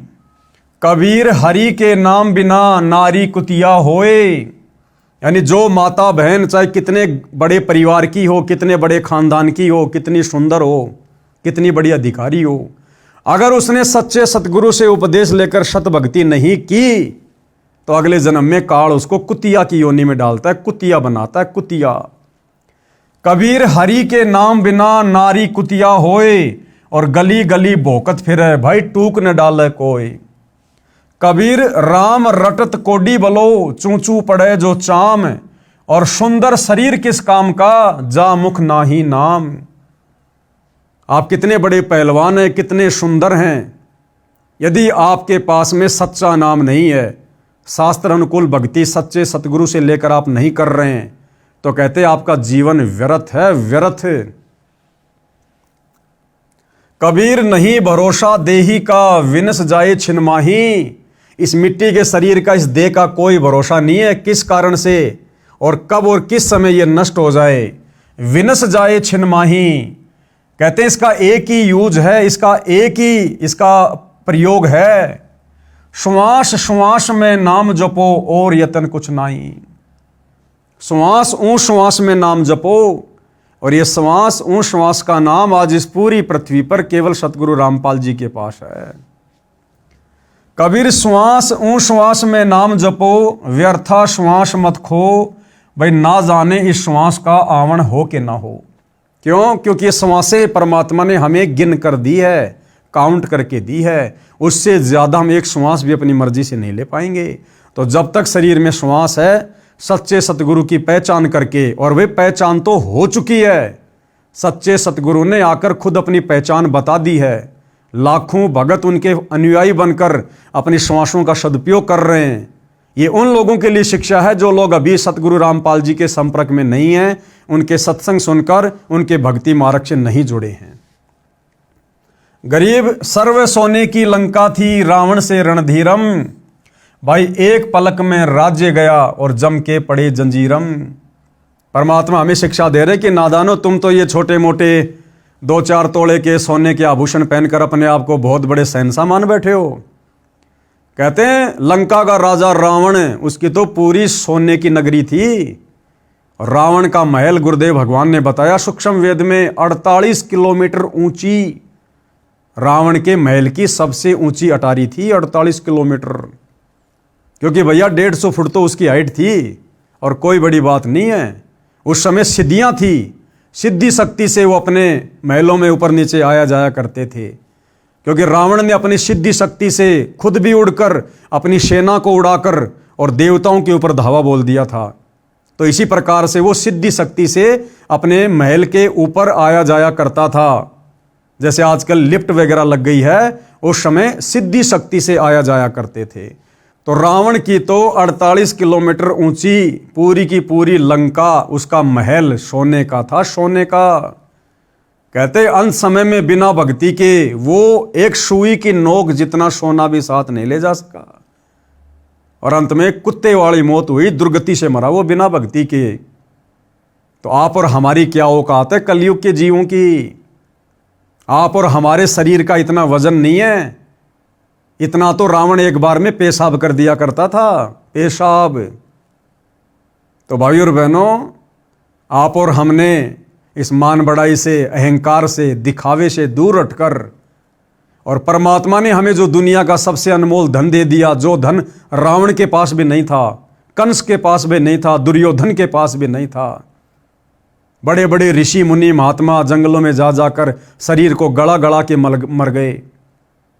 बड़े बड़े साधु संत महात्मा ऋषि मुनि जंगलों में जा जाकर भक्ति कर करके शरीर को गला गला कर नष्ट हो गए। उनको भी ये धन नहीं मिला जो भक्ति रूपी धन, शास्त्र अनुकूल सत भक्ति रूपी धन आज सतगुरु रामपाल जी ने आप और हमें दे दिया। तो क्या मान बढ़ाई, क्या अहंकार, क्या दिखावा। अब तो अपनी आत्मा का कल्याण करवाना चाहिए, परमात्मा की भक्ति करनी चाहिए।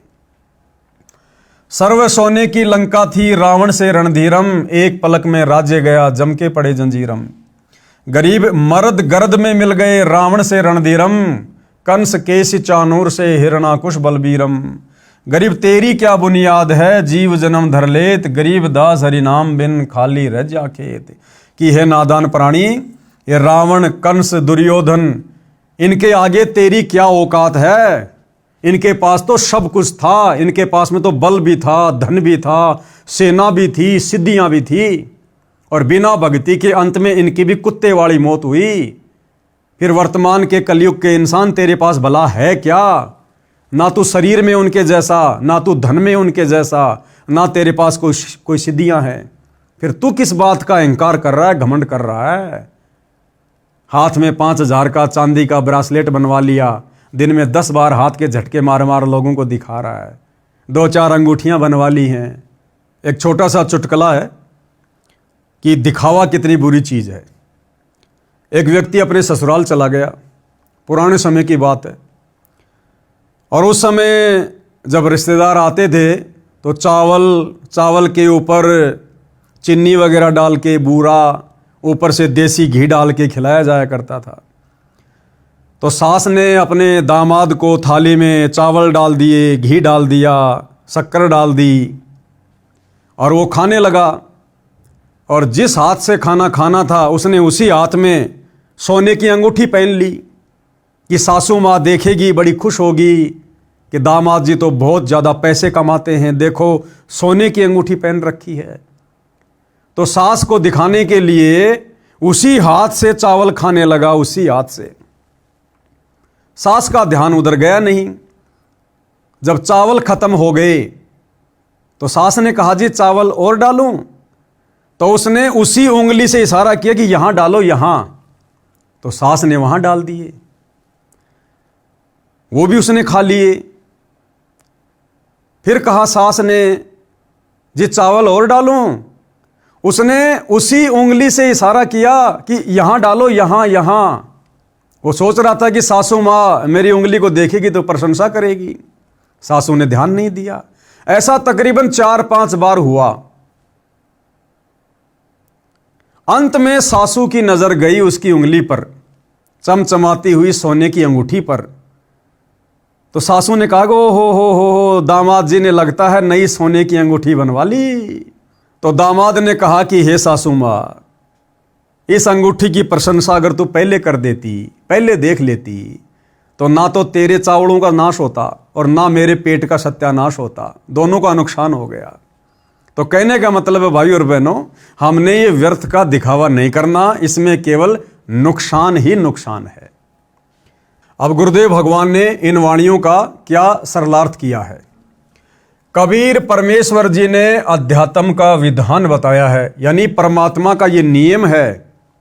कहा है कि जो स्त्री भक्ति नहीं करती वह अगले जन्म में कुतिया का जीवन प्राप्त करके गली गली भोंकती फिरती है। कोई उसको भोजन का टुकड़ा भी नहीं डालता। मानव जीवन में सब भोजन समय पर मिल रहा था, भक्ति ना करने से ये दशा होगी।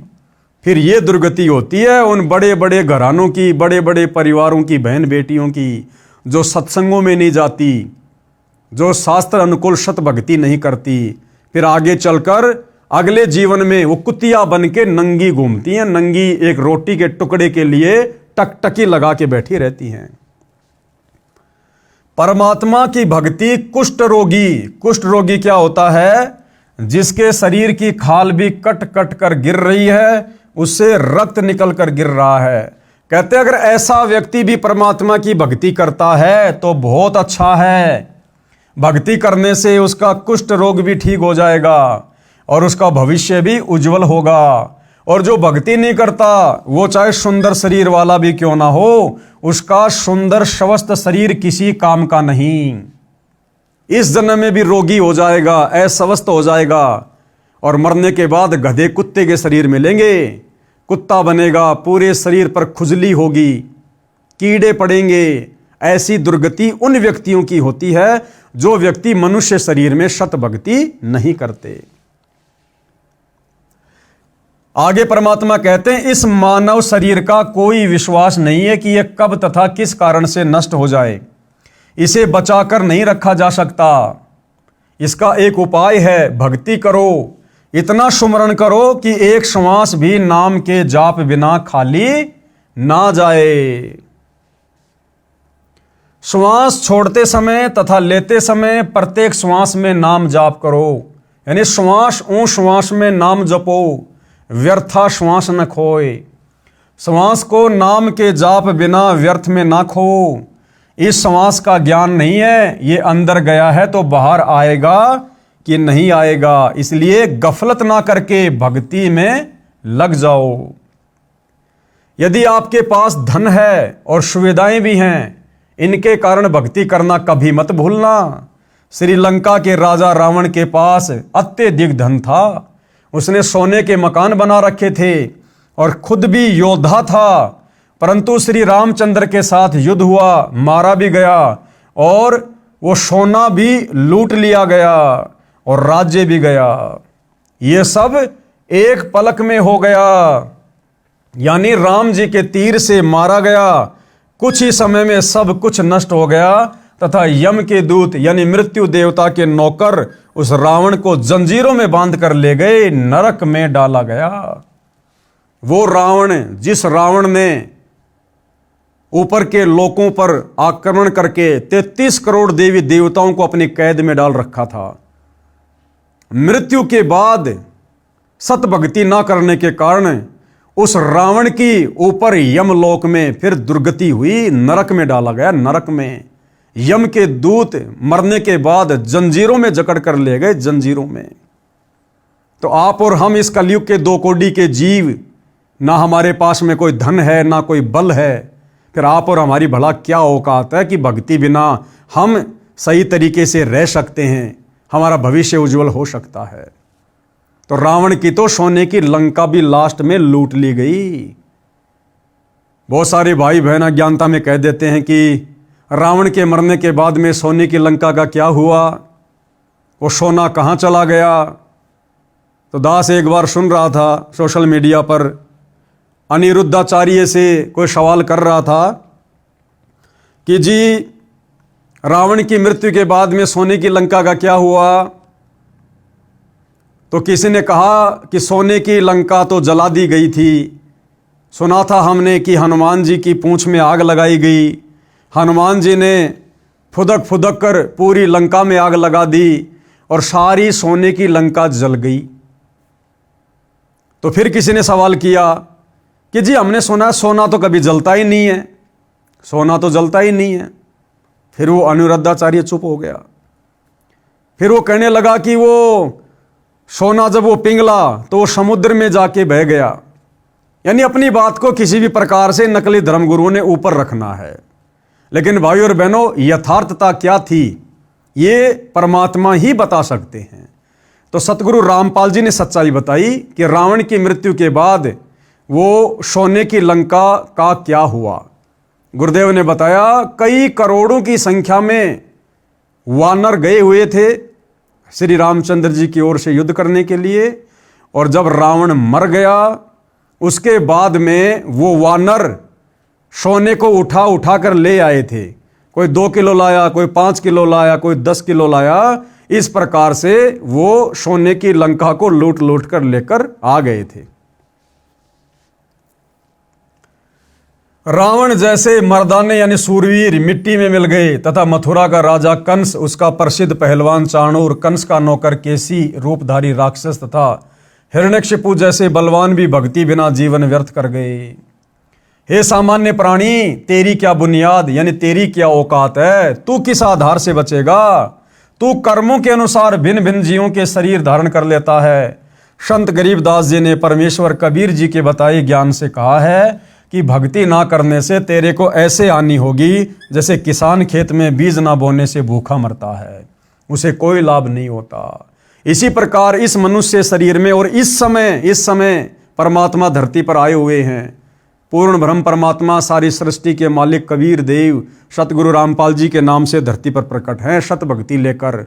अगर इस वक्त हमने इस शरीर से सत भक्ति नहीं की, उनकी शरण ग्रहण नहीं की, तो ये परमेश्वर फिर हमें युगों युगों नहीं संभालेगा और अगले जन्मों में हमारी वो दुर्गति होगी जो ली दी नहीं जाएगी। भगतनी पुल्लों ने इस संसार की वास्तविकता बताई तथा भक्ति बिना होने वाले कष्ट बताए। छोटे से राज्य के टुकड़े को प्राप्त करके आप इतना गर्व कर रहे हो, ये व्यर्थ है। लंका के राजा रावण ने सोने के मकान बना रखे थे। सत भक्ति ना करने से राज्य भी गया, सोना भी यहीं रह गया, नरक का भागी बना। राजा रानियों ने उपदेश लेकर भक्ति की तथा जीवन धन्य बनाया। अपुल्लो बाई के सत्संग सुनकर, इस प्रकार की बातें सुनकर, वो राजा की रानियां जो अपनी सुंदरता को देखकर, अपने गहने आभूषणों को देखकर जो फूला नहीं समाती थी, मान बड़ाई अहंकार में फूली फूली फिरती थी, वो सत्संग सुनने के बाद वास्तविकता से परिचित होकर फिर उन्होंने सादा जीवन जीना शुरू किया और पोलो बाई से उपदेश लेकर उन्होंने भक्ति शुरू की और अपना जीवन धन्य बनाया। महाकष्ट मोल लेते हैं जो व्यक्ति भक्ति नहीं करते, दुनिया भर की बकवाद करते हैं, वो आगे चलकर महाकष्ट मोल लेते हैं। कैसे? एक व्यक्ति ने दीक्षा लेने के बाद बताया कि मेरे साले ने लड़की का रिश्ता करना था, लगभग 10 लाख के सोने के आभूषण बनवाए, कीमती सामान, कपड़े, फ्रिज, एसी, मोटरसाइकिल, सिलाई की मशीन आदि लाकर रखे, जो कानून से बचने के लिए लड़के वालों के घर विवाह से 1 महीना पहले देकर आने थे, क्योंकि विवाह के समय नहीं ले दे सकते, कानूनी गलत है, यानी कानून के आधार से दहेज लेना देना गलत है। इसलिए वो बचने के लिए और सारा का सारा सामान इकट्ठा करके ले आया और वो सामान उसने महीने भर पहले लड़के वाले के घर पर पहुंचाने थे। जिस दिन भेजने थे उसी रात्रि में 10-12 व्यक्ति आए, 4 व्हीलर लेकर गया था, सारा सामान लाद कर ले गए, यानी चोर आए और सारा सामान निकाल कर ले गए। घर वालों ने सोचा कि मंगतराम यानी साले का नाम सामान लेकर जा रहा है, सब सोते रहे। सुबह मंगतराम उठा तो घर खाली था, पता चला तो पेट पकड़कर बैठ गया, भेद भी नहीं लगा। घर गांव से बाहर की ओर था, गांव का अंतिम घर था, कर्ज लिया, इतना ही सामान फिर लाया, हाथों हाथ आगे पहुंचाया। ये गलत रीति रिवाज के कारण महाकष्ट मोल ले रखा है। ऐसी ऐसी अनेकों घटनाएं होती हैं। ये दुख सब पुराने रीति रिवाजों परंपराओं की देन है। यानी आज व्यक्ति जो इतना दुखी है सामाजिक लेन देन में परंपराओं के कारण, ये सब क्यों है? ये पुरानी परंपराएं जो अज्ञानता में हमारे पूर्वजों ने देखा देखी में, भेड़ चाल में अपने ऊपर लागू कर रखी थी। अपने पूर्वजों से देखकर भेड़ चाल में आप और हमने अपने ऊपर लाद रखी थी और इन्हीं परंपराओं के बोझ तले दबकर आप और हम भी इसी प्रकार से मरकर जाने वाले थे।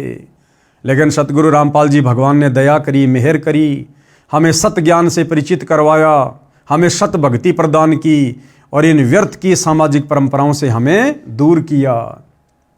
ये दुख सब पुराने रीति रिवाजों परंपराओं की देन है जो हमने स्वयं लाद रखा है। हम संत रामपाल जी के अनुयायी इसको नहीं लादते, यानी हम इन परंपराओं के चक्कर में नहीं पड़ते। ये दहेज लेना देना, दुनिया भर के आभूषण वगैरह, कपड़े लत्ते ब्याह शादी में बनवाना, ये पंडित का खर्चा करना, बारात वगैरह लेकर जाना, हम कुछ नहीं करते। बेटी का विश्वास परमात्मा पर दृढ़ करते हैं जो सत्य भी है कि बेटी जो तेरे भाग्य में होगा वो तेरे को मिलेगा। माँ बाप के लेने देने से तेरा जीवन नहीं चलेगा, तेरी जिंदगी नहीं चलेगी। अगर तू परमात्मा की भक्ति करेगी, मर्यादा में रहेगी, तो परमात्मा भला तुझे किस चीज के भरोसे रहने देगा? जो भगवान राजाओं को राज दे रहा है, देवताओं को देवपद दे रहा है, जब आप उस भगवान की भक्ति करोगी तो भगवान आपके लिए क्या कमी छोड़ देगा? तो हम बेटी को इस प्रकार से समझाते हैं और बेटी को सतगुरु से उपदेश दिलाकर परमात्मा से जोड़ते हैं, फिर बेटी को उसका भाग्य मिलता है। बेटी का विश्वास परमात्मा पर दृढ़ करते हैं जो सत्य भी है। हमारी बेटियों तथा बेटों में परमात्मा के संविधान की पूर्ण रूप से समझ है, यानी भक्तों के बच्चे भी सतगुरु से उपदेश लेकर सत्संग सुनकर परमात्मा के विधान से पूर्णतया परिचित हैं। ना भगत का बेटा शादी के समय डिमांड करता है और ना ही बेटी का बाप रमेणी यानी शादी के समय 1 रुपया लड़के वाले को देता है और दोनों खुश रहते हैं। संत गरीबदास जी गांव छुडानी जिला झज्जर हरियाणा वाले ने कहा है, तुमने उस दरगाह का महल नहीं देखा, धर्म राय के तिल तिल का लेखा। तुमने यानी है इंसान उस दरगाह यानी परमात्मा के दरबार का जहाँ पर सबका न्याय होता है, ब्रह्मा विष्णु महेश का, देवी देवताओं का, जहाँ पर सबका न्याय होता है। कहते तुमने उस भगवान का दरबार नहीं देखा, वहाँ पर तिल तिल का लेखा है।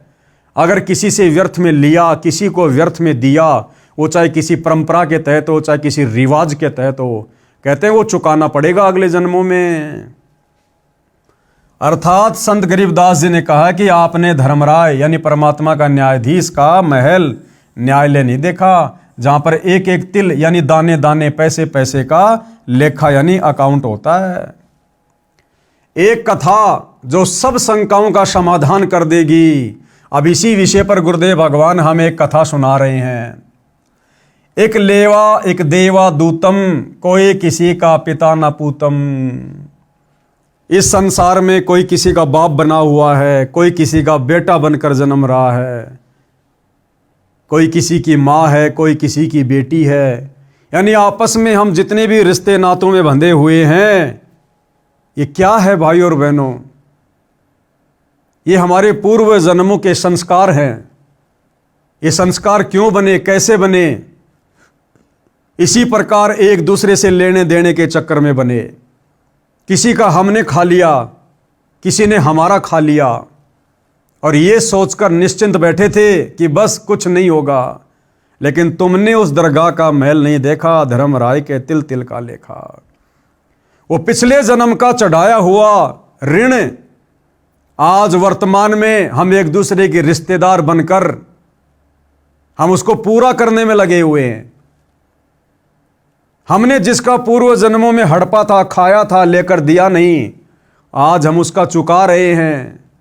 आज वो दामाद बनकर लेकर जा रहा है, दहेज लेकर जा रहा है, साथ में बेटी लेकर जा रहा है। और जिसने हमारा पिछले जन्म में खाया था, आज वो हमारा ससुर बनकर बेटी भी देगा और धन भी देगा। तो क्यों ना हम इन संस्कारों को ही खत्म कर दें। अगर हम वर्तमान में कोई लेन देन इस प्रकार का करेंगे नहीं जो हमारे ऊपर ऋण का कारण बने, तो अगले जन्मों में फिर हम चुकाएंगे किसका? और तभी हम भक्ति करके यहां से मुक्त हो सकते हैं। तो इस विषय पर गुरुदेव भगवान एक कथा सुना रहे हैं। एक लेवा एक देवा दूतम, कोई किसी का पिता न पूतम। एक किसान के घर एक पुत्र उत्पन्न हुआ। पुत्र 8 वर्ष का हुआ तो पत्नी की मृत्यु हो गई। किसान के पास 16 एकड़ जमीन थी। कुछ वर्ष के बाद किसान ने दूसरी शादी की। उस पत्नी से भी एक पुत्र उत्पन्न हुआ। कुछ वर्ष पश्चात उस पत्नी की भी मृत्यु हो गई। किसान का प्रथम पत्नी वाला पुत्र 16 वर्ष का हुआ, उसका विवाह कर दिया। किसान की भी मृत्यु हो गई। इस कथा को समझने के लिए शुरू से थोड़ा ध्यान से समझना होगा। एक किसान था और उसको एक पुत्र उत्पन्न हुआ। जब उसका बेटा 8 साल का हुआ तो उस किसान की पत्नी की मृत्यु हो गई। किसान ने अपने छोटे बेटे के लालन पालन के लिए दूसरी शादी कर ली। दूसरी औरत से भी एक लड़का उत्पन्न हुआ और वो दूसरी औरत भी मर गई। यानी उस परिवार में बच गया किसान और किसान के 2 बेटे, जो कि किसान की दोनों पत्नियों से पैदा थे। बड़ा बेटा 16 साल का हुआ तो उसकी शादी कर दी गई। जब बड़े बेटी की शादी हुई तो किसान की भी मृत्यु हो गई। यानी अब उस परिवार में कौन बच गया? वो किसान का बड़ा बेटा, उसकी पत्नी और किसान का छोटा बेटा। 3 सदस्य परिवार में रह गए। छोटा लड़का 10-12 वर्ष की आयु में रोगी हो गया। अब उस बड़े भाई का जो छोटा भाई था वो 10-12 साल का होते ही रोगी हो गया। कुछ दिन उपचार करवाया। फिर बड़े भाई यानी मौसी का बेटा ने तथा उसकी पत्नी ने विचार किया कि उपचार पर क्यों खर्च किया, यदि मर गया तो इसके हिस्से के 8 एकड़ जमीन अपने पास रह जाएंगे। जब वो छोटा भाई ज्यादा बीमार रहने लगा, खर्चा ज्यादा होने लगा, तो उसके बड़े भाई ने और उसकी पत्नी ने मिलकर एक सलाह की कि क्यों हम इसके इलाज पर इतना ज्यादा खर्च करें। अगर ये मर जाए तो एक तो इलाज का खर्चा बच जाएगा और दूसरा इसके हिस्से में जो 8 एकड़ जमीन आनी है वो भी हमारे हिस्से में आ जाएगी। तो ये विचार करके उन दोनों पति पत्नी ने छोटे भाई को मरवा दिया। किस आधार से मरवाया देखिए। ये विचार करके पड़ोस के गांव से जो वैद्य यानी डॉक्टर उपचार के लिए आता था, उससे कहा कि इस लड़के को औषधि में यानी दवा में जहर मिलाकर दे दो, हम आपको धन दे देंगे। 500 रुपए के लालच में उस डॉक्टर ने उस लड़के को दवा में जहर खिलाकर मार दिया। गांव वालों को बताया गया कि रोग के कारण मृत्यु हो गई, यानी गांव में भी किसी को शंका नहीं हुई कि भाई लड़का बहुत ज़्यादा बीमार था, हो सकता है मर गया होगा। किसी को शंका नहीं हुई। बच्चे की मृत्यु रोग के कारण हुई मान ली। उस मौसी के बेटे की मृत्यु के 1 वर्ष पश्चात बड़े भाई को पुत्र प्राप्त हुआ। अब जैसे ही वो छोटा भाई मर गया, उसको मरवा दिया गया। उसकी मृत्यु के 1 साल बाद उसका जो बड़ा भाई था और उसकी भाभी थी, उनको एक बेटा उत्पन्न हुआ। अब ध्यान देना भाई और बहनों, हम कैसे आपस में ऋण संबंधों में फंसे पड़े हैं। यहां कोई किसी का भाई नहीं, कोई किसी का बेटा नहीं, कोई किसी का बाप नहीं। पिछले जन्म का लेन देन पूरा करने के लिए आपस में हम जुड़े हुए हैं, और अंत में मरने के बाद सब अपने अपने रास्ते चले जाएंगे। ना बेटा बाप के साथ जाएगा, ना माँ बेटी के साथ जाएगी। तो वो जब उसका छोटा भाई मर गया, जिसको मरवा दिया गया था जहर देकर, उसके मरने के 1 साल बाद में उसके बड़े भाई को एक लड़का उत्पन्न हुआ। उस मौसी के बेटे की मृत्यु के 1 साल बाद बड़े भाई को पुत्र प्राप्त हुआ। खुशी का ठिकाना नहीं रहा। बच्चे के जन्म की खुशी में जिमणवार लंगर किया, पूरे गांव में मिठाई बांटी गई। उसके पश्चात कोई संतान नहीं हुई। इकलौते पुत्र को प्रेम से पाला, अच्छा घी दूध दही खिला पिलाकर हष्ट पुष्ट कर दिया। 16 वर्ष की आयु में विवाह कर दिया गया। उस समय बाल विवाह को गर्व की बात माना जाता था। वो लड़का रोगी हो गया। डॉक्टर पर डॉक्टर बुलाए, महंगे से महंगी औषधि खिलाई, परंतु व्यर्थ रहा। उस समय 1 महीने में 1-1 हजार की दवा खिलाई गई। हीरा तथा मोती भस्म भी औषधि में खिलाकर लड़के को खिलाया गया, जिस कारण से 8 एकड़ जमीन भी बेचनी पड़ी। जिस 8 एकड़ जमीन के चक्कर में उस बड़े भाई ने छोटे भाई को मरवा दिया था, अपने बेटे के इलाज पर वो 8 एकड़ जमीन भी बेचनी पड़ गई। और भाइयों और बहनों, वो लड़का कौन था जो उस घर में पैदा हुआ था? वो उसका वही भाई था जो उन्होंने जहर देकर मरवा दिया गया था। वो अपना बदला लेने के लिए फिर से वापस उसी घर में उसके बेटे के रूप में जन्मा, जिस कारण से 8 एकड़ जमीन भी बेचनी पड़ी। परंतु रोग घटने की बजाय बढ़ता ही चला गया और अंतिम दिन आ गया। लड़के का पिता चिंतित अवस्था में पुत्र के पास बैठा था। उसी समय लड़का बोला, भाई साहब। उसका बेटा अपने बाप को क्या कहता कि भाई साहब। अब वो बाप ने सोचा कि बेटा बहुत ज्यादा रोगी हो गया, दिमाग से डिस्टर्ब हो गया, लगता है पागल हो गया, मुझे पहचान भी नहीं रहा। अपने पिता को कह रहा है भाई साहब। तो बाप बोला, बेटा मैं तेरा भाई साहब नहीं हूं, मैं तेरा बाप हूं, तेरा पिता हूं। उसने कहा कि नहीं, मुझे अच्छे से पता है, तू इस जन्म में मेरा बाप है, लेकिन तू पिछले जन्म में मेरा भाई था, याद कर। लड़के का पिता चिंतित अवस्था में पुत्र के पास बैठा था। उसी समय लड़का बोला, भाई साहब एक काम करो। पिता ने कहा कि बेटा मैं तेरा पिता हूं। लड़का बोला कि मैं तेरा वो भाई हूं जिसको आपने जहर देकर मरवाया था। मैं ही अपना बदला लेने आपके बेटे के रूप में जन्मा हूं। एक लेवा एक देवा दूतम, कोई किसी का पिता नहीं पुतम। पति पत्नी के रिश्ते, माता पिता के रिश्ते, भाई बहन के रिश्ते, आपस में रिश्तेदार, हम सब पिछले जन्म में एक दूसरे का लेकर या किसी को देकर बैठे हुए हैं। इस जन्म में जो हम रिश्तों में जुड़े हैं एक दूसरे का पूरा करने के लिए। उस लड़के की माता जी भी वहीं विराजमान थी। लड़का बोला कि 8 एकड़ जमीन मेरे हिस्से की थी, वो मैंने वसूल कर ली कि तुमने मुझे जो मरवाया था ना जहर देकर 8 एकड़ जमीन के चक्कर में, देख इस जन्म में तेरा लड़का बनकर और रोगी होकर मैंने अपने इलाज पर मेरे हिस्से की 8 एकड़ जमीन बिकवा दी, मेरा हिस्सा मैंने पूरा करवा दिया। अब केवल कफन तथा लकड़ियों का हिसाब शेष है, यानी अब मेरी मरने की तैयारी है, कफन का और लकड़ियों का हिसाब किताब और बाकी है, वो पूरा कर लो, उसकी तैयारी करो। ये बात सुनकर पिता और भाई का मुख फटा का फटा रह गया।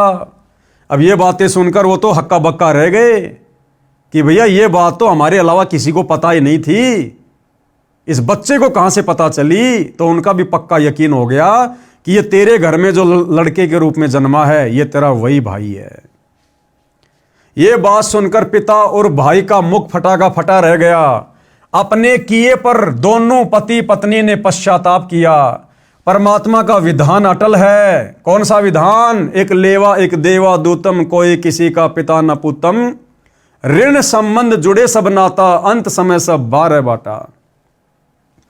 बड़े भाई ने पुत्र रूप में जन्मे छोटे भाई से प्रश्न किया कि हमने लालच में आकर जो पाप किया हमें तो परमात्मा ने फल दे दिया। क्या फल दे दिया?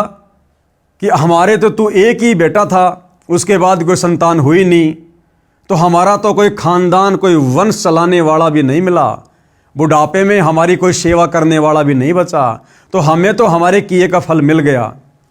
अब भाइयों और बहनों, ये फल तो केवल यहां मिला। उस कर्म की जो मुख्य सजा है, जो बड़ा दंड है, वो तो शरीर छूटने के बाद धर्मराज के दरबार में नरक में डालकर मिलेगा। हमें तो परमात्मा ने फल दे दिया। जिस मकसद के लिए आपकी जान ली थी वह 8 एकड़ जमीन गई तथा अन्य संतान है नहीं, और ये शेष जमीन कोई और ही लेगा।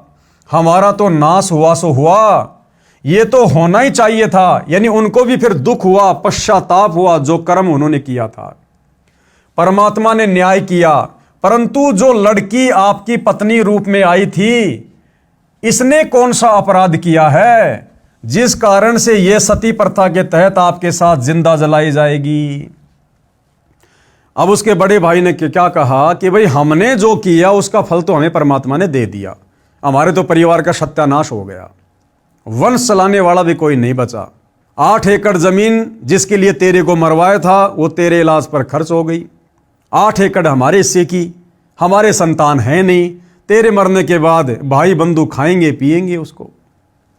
लेकिन एक बात बता, हमने जो किया उसकी सजा तो हमें भगवान ने दे दी, लेकिन भाई तेरी शादी करके जो ये लड़की घर में आई हुई है, अब तेरे मरने के बाद में सती प्रथा के तहत इसको भी तेरी चिता पर जिंदा जलाया जाएगा।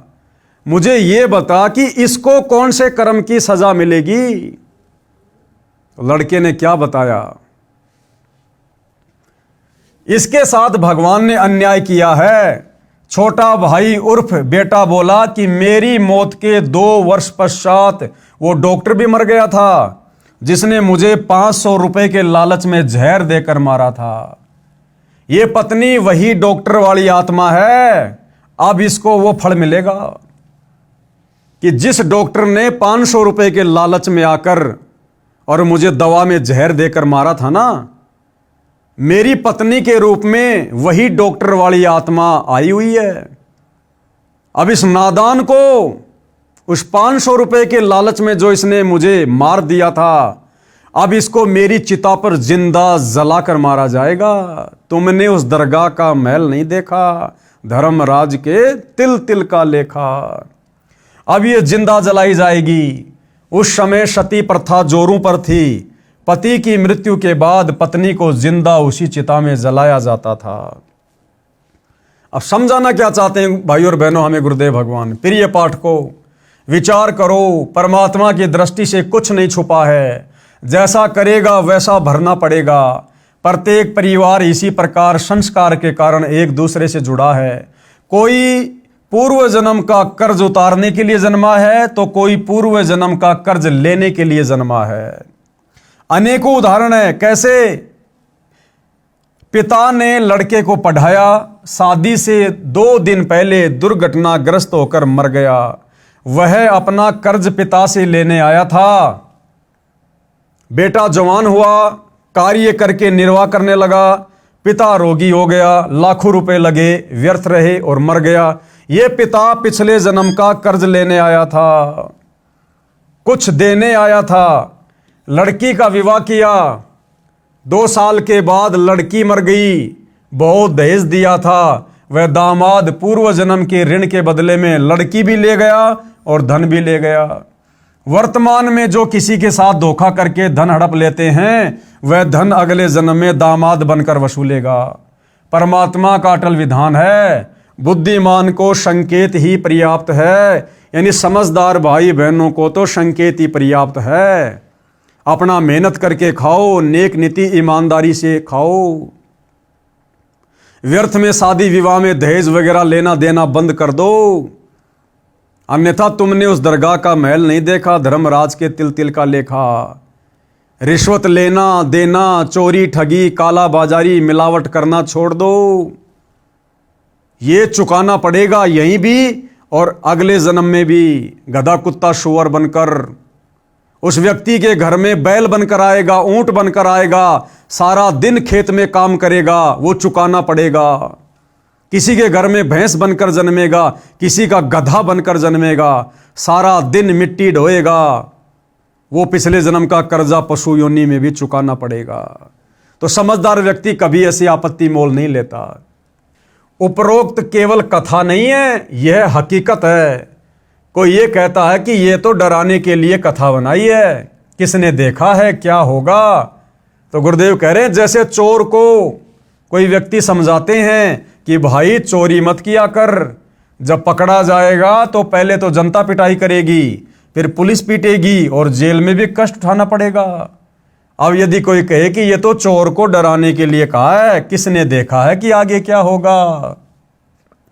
तो गुरुदेव क्या कह रहे हैं, विचार करो कि चोर को सच्चाई से अवगत करवाकर डराया है और सच्चाई भी है।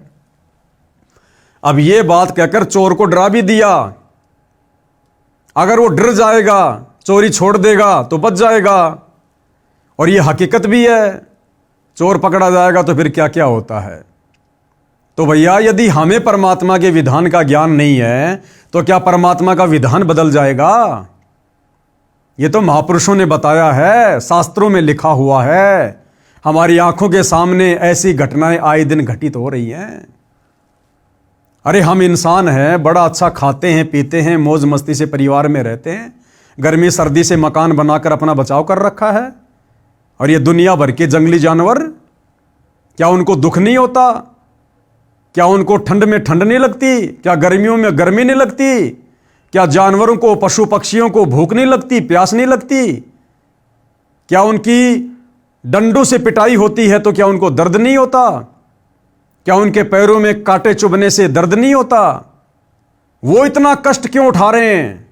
एक ऊंट एक बैल सारा दिन खेत में हल में जुतकर क्यों इतना कष्ट उठा रहा है? क्यों उसके नाक में रस्सा डालकर खींचा जाता है? हमारे नाक का बाल भी उखाड़ दिया जाए तो कितना दर्द होता है। उस ऊंट के बैल के नाक में तो छेद किया जाता है और रस्सी से खींच खींच के उसको चलाया जाता है। कितनी पीड़ा होती होगी, क्यों हो रही है? वो पिछले जन्म का कर्जदार, उसने उस किसान का पिछले जन्म में पैसा लेकर दिया नहीं, या पिछले जन्म में उसने दहेज लिया था, इस जन्म में अपने ससुर का पैसा, वो ससुर बन गया किसान, दामाद बन गया ऊंट, और ऊंट बनकर खेत में मेहनत करके पिछली बार जो सामान ले गया था दहेज में, अब वो खेत में हल में जुतकर और अपना पुराना हिसाब किताब चूकता कर रहा है। तो भैया परमात्मा सब देख रहा है। परमात्मा के दरबार में कभी अन्याय नहीं होता, वहां केवल न्याय होता है। यहां तो हम 100 प्रकार के तरीके अपनाकर बच जाते हैं, लेकिन परमात्मा के दरबार में उसके संविधान से नहीं बच सकते। यदि चोर सच्चाई से डरकर चोरी करना त्याग देगा तो उसकी भलाई है। यदि कहेगा कि किसने देखा है आगे क्या होता है, देखा जाएगा, उसके बाद वह सब गुजरेगी जो पहले बताई गई थी। इसी प्रकार जो उपरोक्त कथा को केवल समझाने डराने के लिए ही मानेगा तो उसका दुर्भाग्य होगा। इसको इतनी सत्य समझना जैसे चोर को शतरक किया है। यानी कर्मों का फल भाई भुगतना पड़ेगा। ये अटल संविधान है परमात्मा का, चाहे राजा हो चाहे रंक हो। और इन कर्मों के फल से यदि आप बचना चाहते हैं, अपना बचाव करना चाहते हैं, तो भाई वर्तमान में सुनहरा अवसर है। कर्मों को काटने वाला, बंधनों के कर्मों को काटने वाला बंदी छोड़ कबीर भगवान संत रामपाल जी के नाम से धरती पर प्रकट है। हमारे आपस के जन्म जन्मांतरों के कर्म, ऋण संस्कार चाहे कितने ही उलझे हुए क्यों ना हो, जिनके चलते हम असंख्य बार गधे कुत्ते बनने होंगे, आज यदि हम सतगुरु रामपाल जी की शरण में आकर मर्यादा में रहकर सत भक्ति शुरू कर देते हैं, तो सतगुरु रामपाल जी अपनी आध्यात्मिक शक्ति से, अपने आशीर्वाद से हमारे जन्म जन्मांतरों के कर्म संस्कारों को, ऋण संबंधों को समाप्त कर देते हैं। और इसी जन्म में हमारे को मोक्ष भी देंगे। दोबारा ना इस गंदे लोक में हमारा जन्म होगा, ना हम कभी गधे कुत्ते सुअर बनेंगे, सचखंड को जाएंगे, मोक्ष प्राप्त करेंगे। और इसके अलावा कोई बचाव नहीं है, कोई विकल्प नहीं है। लेखक ने यह कथा सन 1978 में एक पशुओं के डॉक्टर से सुनी थी, जो किसान के 2 पुत्रों वाली कथा ऊपर बताई है। वह इस कथा को अपने पास बैठने वाले को अवश्य सुनाता था, परंतु अमल कतई नहीं करता था। 10 रुपए की दवाई देकर 4 डिस्टिल्ड वाटर के इंजेक्शन लगाकर 200-300 रुपए वसूलता था। फिर शाम को मिलता तो अपने कारनामे भी बताता था कि यदि कम रुपए लूंगा तो भैंस वाला यह समझेगा कि अच्छी दवाई नहीं दी। भैंस को स्वस्थ तो 10 रुपए की दवा से ही हो जाना था। विचार करें कि ऐसे व्यक्तियों की कथनी और करनी में क्या अंतर है, तो उनके द्वारा सुनाई इन कथाओं का अन्य पर कैसे प्रभाव होगा। अर्थात ये कथा सुनाने का अधिकारी वही है जो खुद इन कथाओं पर अमल करता हो, इन कथाओं को समझकर अपने जीवन सफर पर चलता हो। ऐसे व्यक्ति के मुख से सुनकर ही सामने वाले पर असर होगा। यानी मैं सारे काम उल्टे करूं और आपको ये कथा सुनाऊं भगत बनाने वाली, तो मेरे द्वारा बताई गई, समझाई गई कथाओं का, कहानियों का सामने वाले पर किसी प्रकार का कोई असर नहीं होगा। इसलिए वो खुद भी फिर परमात्मा का दोषी बन जाता है, जो इन कथाओं को सुनाता है लेकिन खुद अमल नहीं करता। तो परमात्मा कहते हैं, गरीब करनी तज कथनी कथय, अज्ञानी दिन रात कुत्ते ज्यों भौंकत फिरै, सुनी सुनाई बात। ऐसे व्यक्ति तो कुत्ते की श्रेणी में हैं, जो केवल मुख से बोलते हैं लेकिन करनी उसके अनुसार नहीं करते। तो कहते हैं वो तो कुत्ते की ज्यों सारा दिन भौंकते फिरते हैं।